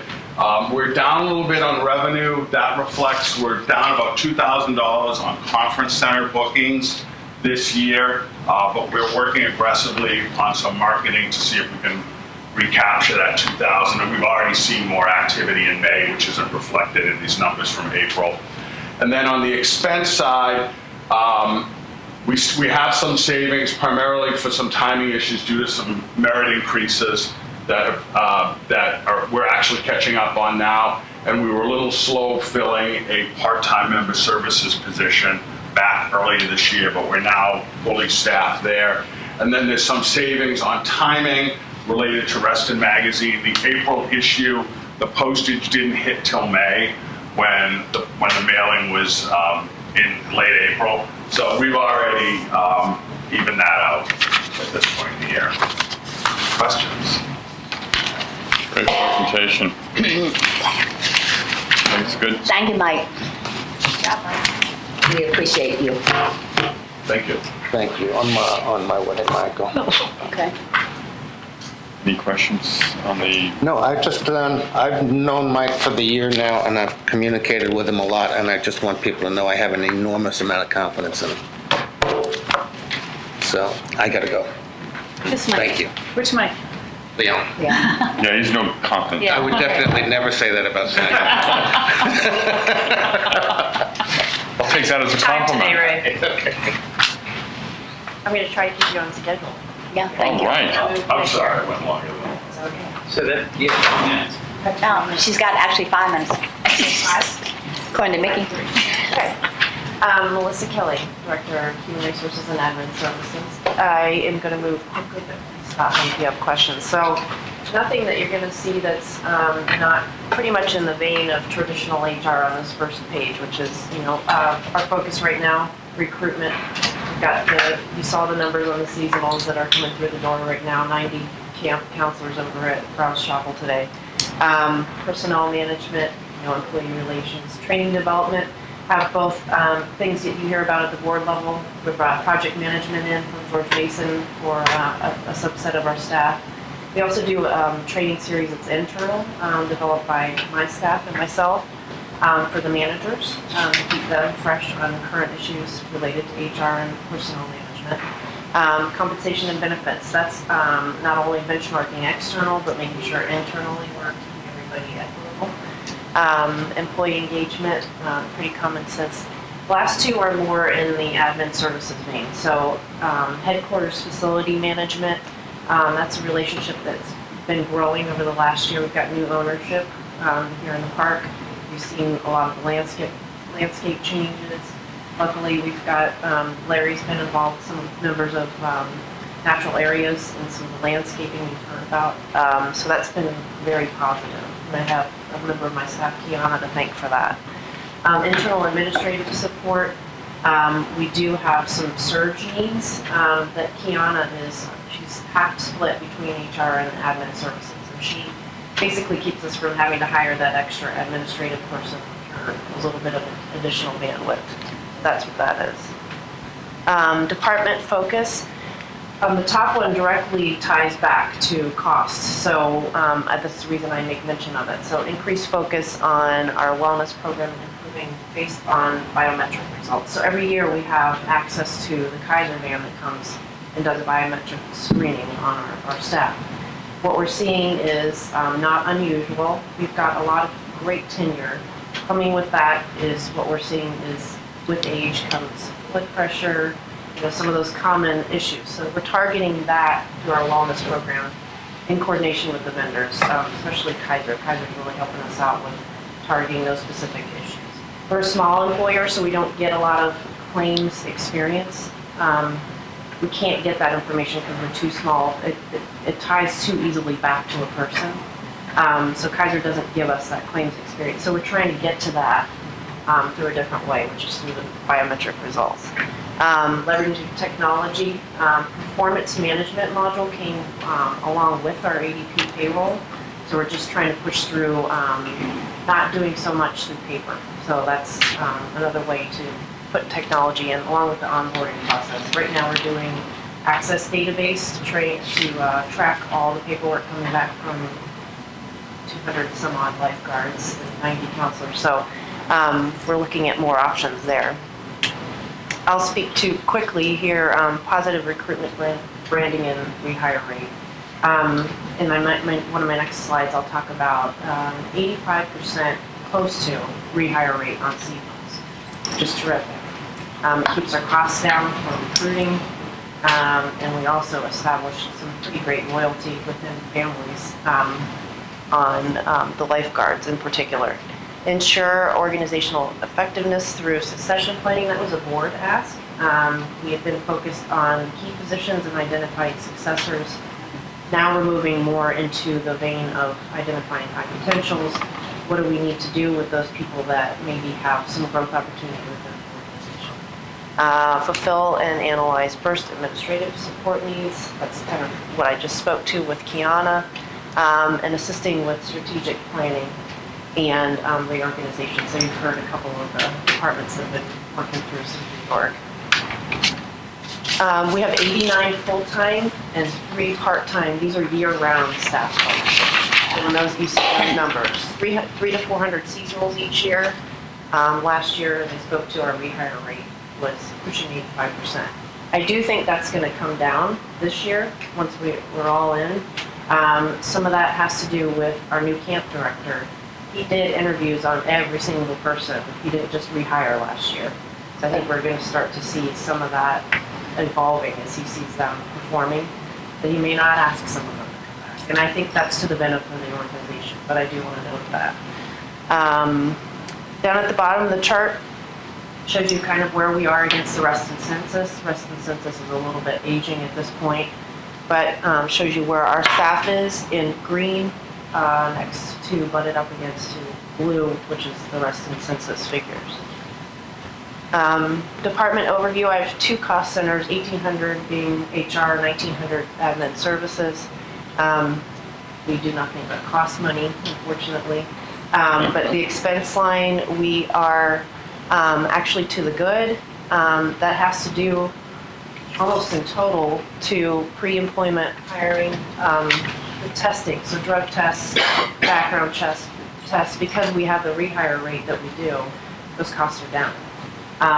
Again, we budget as if that rehire rate is not going to be quite as significant as it is, but that's primarily why we are to the good and favorable on our budget. The other thing is just, again, a timing issue, staff training and development. We're going to do the second half of the project management that we talked to about the capital project management team, getting that second half. We pushed it back, having their focus really be on revamping the process before we do any more training. So that's the other part of that. Any questions? I just raised on the good job. Does your annual budget include healthcare insurance? Okay, thanks. Good job. Thank you, Melissa. Thank you, Melissa. Wow. She wins prize for this. I know, she does. Maybe I'll be equally as efficient because I've got just a couple of slides on board Crisp management. and concise, please. Yes, of course. Thank you. Of course. So I'm not going to spend a lot of time on this because hopefully you already know a lot of this stuff already. My focus, along with Sabrina, she and I together work to support the board, provide oversight, recruitment for committees, administrative board election process, any referenda that's conducted, strategic planning and implementation is a big focus of what I do with you and putting new plans together, making sure we stay on plan, and I hope you saw that we incorporated a lot of that into all of the presentations, so we are working toward that strategic plan. Legal support and coordination. I help oversee when legal support is or isn't being used. Comes up more than often with the board of directors when things we need to do a legal check, but that also happens internally as well. Policy research, analysis, and development. Whenever we're interested in putting a new policy in place, we do take the time to research what others do and make sure that we put the right pieces in place for you. Legislative monitoring and advocacy. I do spend a lot of time in front of large bodies presenting Reston Association's position and why it's important they take up our position and support it. So there's a lot being done there. I think we're going to be doing a lot more at the federal level next year. I think there's some opportunities for community associations that will benefit our membership at that level. It's going to be a multi-year initiative, but I think we've got some opportunities, IRS tax abatements that we can have happen. So I'll be working on that. Department focus primarily are my goals. New capital project planning process is absolutely at the top of my list. We're going to be doing some shifting internally soon to try and fix some of the problems that we've had, as Larry indicated earlier, with new processes and how we are scoping out projects and properly budgeting for them. Code of Ethics is also very near and dear to my heart. I am a long-standing member of the Josephson Institute of Ethics and Character Counts. It matters to me, so I look forward to this process. I've been looking forward for over 10 years to this process of putting a good code of ethics in place for the organization that not just focuses on the board and the committees, but staff and how we interact with our members as well. It's very important. You've heard a lot today about the interest of what my staff are doing and having more rich community engagement and having respectful dialogue with that. Governance, establishing effective and efficient board decision-making processes. This really goes to managing competing resources. That's kind of focus area number 5. For the board of directors, we're working closely with BoardSource. We just had a training session, a board retreat, governance retreat on May 21st, so more will be coming out of the governance committee on that. Urban design guidelines, pedestrian lighting plan. We're going to be working closely with Larry and Anna on that to make sure we get something in place for the community. New member-facing technology. Not going to say anything about that. You've heard about that several times this afternoon. Defining and community engagement. Very important to me. To me, it's one-on-one interactions. Goes a long way. I do a lot of on-site meetings with residents to talk with them about their concerns, about their property or things that are on our property that are coming on theirs. Water happens to be the item of choice this year. Land use and additions to property. As I mentioned earlier, Larry and I spend a lot of time with developers these days and having those conversations to encourage them to make their new projects part of the Reston Association. Number of full-time employees, me and Sabrina, who are coming out of the 2 departments here. 1,300 is corporate and board and 1,700 is management services. Like Melissa, we don't drive any revenue on ours, but our expenses, right now we've got just a slight variance, and that has to do on community projects and 1,300 things that we're doing in support of other community groups. We get a little bit of a timing difference on that.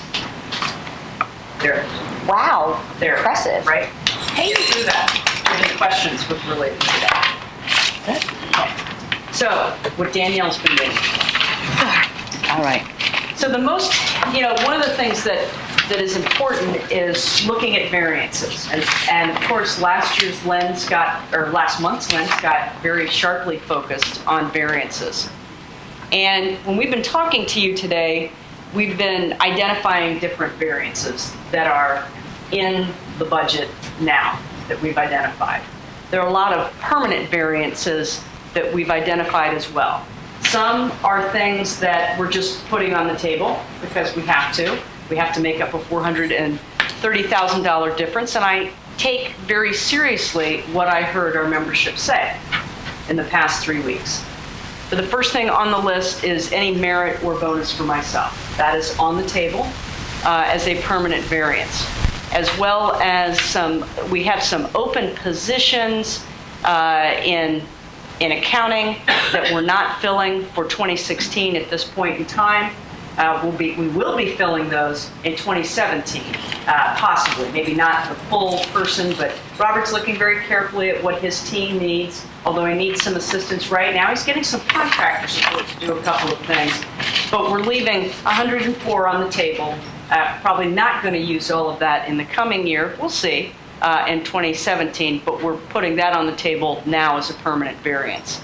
Salary adjustments and savings due to department restructuring. That's in Anna's department, putting $14,000 on the table for that as a permanent variance. Seasonal and full-time open positions, doing the hiring challenges that Mike McNamara talked about, $30,000 permanent variance this year. As you heard, he's going to be retooling for next year in 17, so I'm not sure that that 30 will be also on the table or not. Depends on what he comes up with to how to meet the management or maintenance challenges that he's got outside, his obligations there. About $65,000, again, that's in his department, again, due to hiring challenges, so you can pretty much put 37 and 3,800 together, those two departments.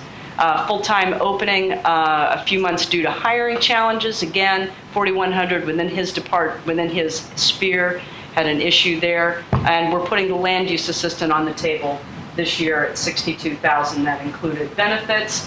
We'll wait until 2017. So about $300,000 has been put as a permanent variance to help make up for the $430,000. In legal, corporate and board, we have a $15,000 opportunity to operate more efficiently and effectively. So I'm going to be cutting $15,000 out of that budget for the remainder of the year.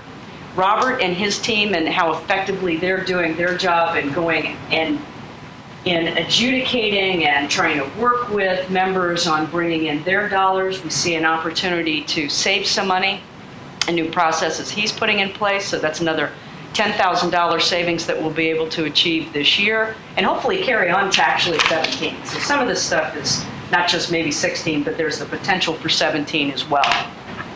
Covenants administration. You heard what Anna's doing. She's doing a great job. Her staff are really working really hard in working with members so that we don't have to engage legal services to get people to do stuff. $15,000. So there's an additional $40,000 with the $300,000 that I mentioned earlier. Operating revenues. Because of Mike's excellent skills and selling those trucks, we brought in $15,560 more than we ever anticipated in revenue, right? So that's a permanent variance that can go to that bottom line. So we are at about $355,650 left to go. And between, I'm sorry, did I say that wrong? Not I left. Probably did. Identified. That identified. Not Sorry. left. Yeah. That's what we did. That's good. Between now and May, that's pretty good. So we've got about a little over 74,000 left, and by the really by June 17th, we should have that identified. Robert is finishing up, as he said earlier, doing the analysis from May. It'll go back out to all of the budget folks to take a look at to see where other variances are. That is the goal. So that's what I wanted to inform you of today. That like I said, I took seriously what I heard, and I wanted to make sure that we made that up. There's some things that are given up here that we really need to be doing as an organization right now, in accordance with the plan we put in place, but we'll hold until 17 on that. So that is our presentation for the day. We tried to give a lot of backup information to you. And I know Danielle's got questions. You decided to stay probably for a good reason, so shoot. Well, okay. Throughout the rest of the presentation, and actually, Robert, through some of these, I saw a phrase recurring quite often: salary increases not yet applied. So my question is, for the salary increases to employees, what date is that supposed to happen? And is it not yet applied because it needs to be retroactively backdated, or is it something that we just pushed it out a month? It's on their anniversary date, so it Okay. where it hits. So we might got some that are all the way in November and some are in January. So Okay. timing. The corporate and board legal expenses, what changes are you making for that? How are you finding 15 for that? Today's a perfect example. He's not here. So I'm going to be more selective as to what I bring him into. It does not mean that if an issue comes up, this is the hard part. He's got to be there. He's got to be, I've got to get his opinion on it. I'm not going to forego getting legal advice for that, but I can only impact what I can, what I can. And so something like today or future meetings and picking out, I need you, I don't need you. I need you, I don't need you. Is going to, or it's not really me.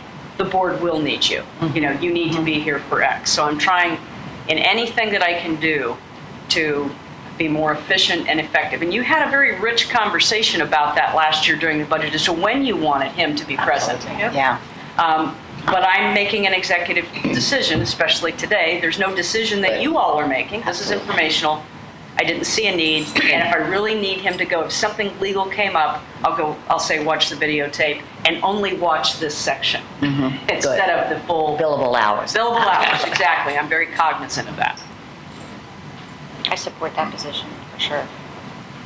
So, and I'll get back to this later, but for some, I was just under the impression that when we're talking budget, that we'd be almost, when will we start seeing a pro forma out of 2017? When do you envision that? And all of like last year was I have to say it was a lot of meetings. Not painful, just an awful lot of meetings and time. Do you envision us going through that entire process again? That's why I did this today. Okay. I think half of the problem is that more than half of my board, the majority of my board, had not gone through a budget development process at all. So it was painful. There were a lot of meetings for a reason. I hope I don't have to do that again this year.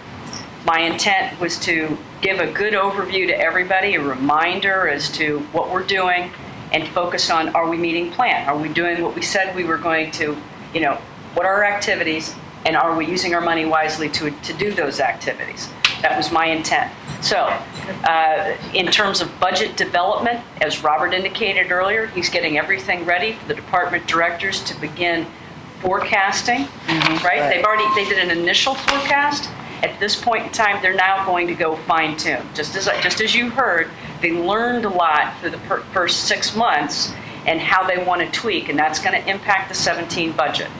So with that said, I know that they're already beginning to work on it. I anticipate, I was trying to put pressure on them to get something done in July. Internally, it'll be done in July because they're all busy right now. They're out in the field, and they're doing double time on some new projects as well. But I would say no later than September, there may be an August meeting.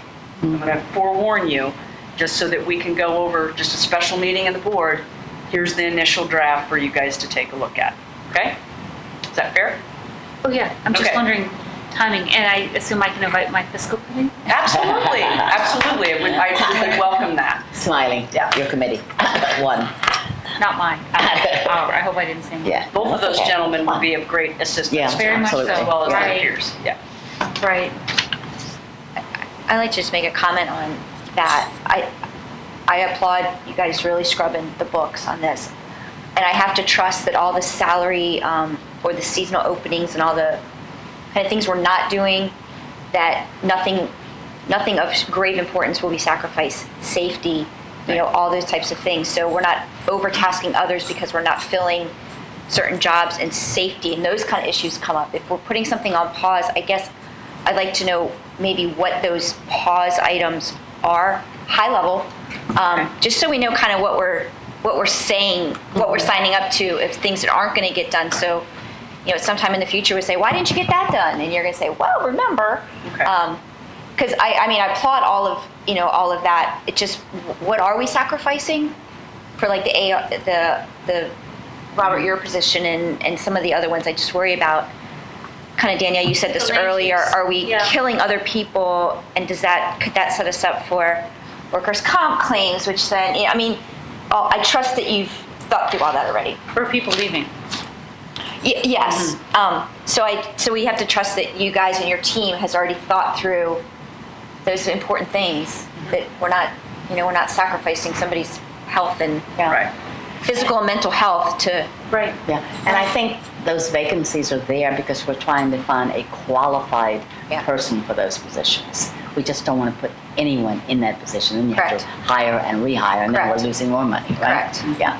And some of the seasonal ones, I think seasonal, I'm thinking, people that are cutting grass all the time, and if they're working extra hours, I don't want anybody to cut their foot off because they're too tired. Right. No. Because they're too tired. The people working extra hours is Mike and Ali coming in and doing mowing on the weekends, which they did on the weekend. I mean, I don't care if you work him to death, it's fine. Well, For these guys, it's fine. We'll work on it, yeah. But to see on the seasonal thing, just to make a comment about that, most of the, I think Mike alluded to this, but most of the seasonal failings getting to our system is the drug test.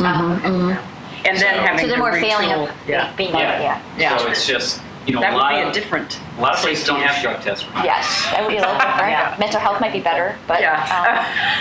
just saying. Kate, does this require a board action to say, yes, change the budget down for this? Or is this you saying, this is how I'm going to do it? But it's a combination thereof. I promised that I would come back to the June meeting with it, and I am, when I present an update on the Lake House operating and capital budget, where you will get to see actuals and what our projections are. So you're going to get that 12 months of what everything looks like together for Lake House. Yeah. This will be a part of it, and yes, you're probably going to have to take an action. Right. Do we have a policy currently in place that talks about budget variances and how we Yes, handle it? we do. It'd be useful to summarize that as part of this. That'll be a part of the budget item, but yes, you do have a policy. It's actually in the deed that when there is a budget change of this significant nature, 2/3 vote of the board is required to make that change. That's in fact why we had to come back to you with Lake House capital. That is not only a policy requirement, it is a deed requirement. Good. Can we finish 10 minutes early? What? Is that allowed? No, we have to sit here for 10 minutes. That's missing, and I need to make sure I present to you guys. What are you going to want to? Is there anything in particular you're going to want to see, or? For budget or for the 430? I'm thinking budget. I mean, was this useful to you?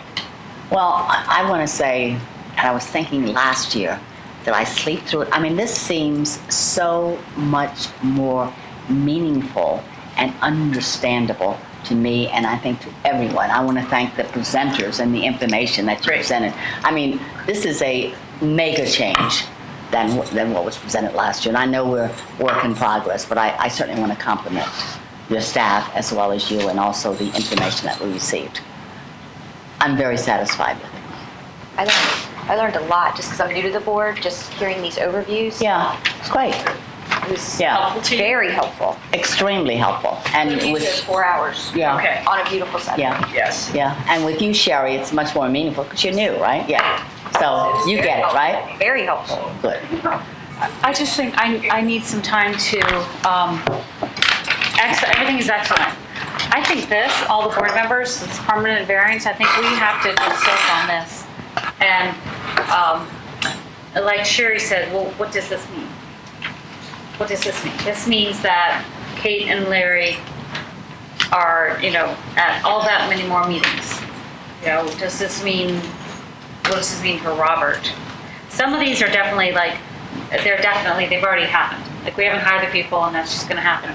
But for the things that are gonna impact going forward, those are my only concerns.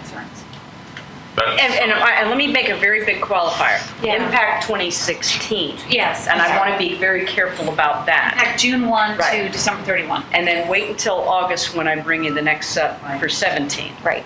So, but do trust that I've already got things are working in my head, things that I've heard. I am very keen on listening to the membership. I agree with Danielle. I think that want to ruminate on this a little bit, and what does it really mean, and are we simply just pushing things down the road?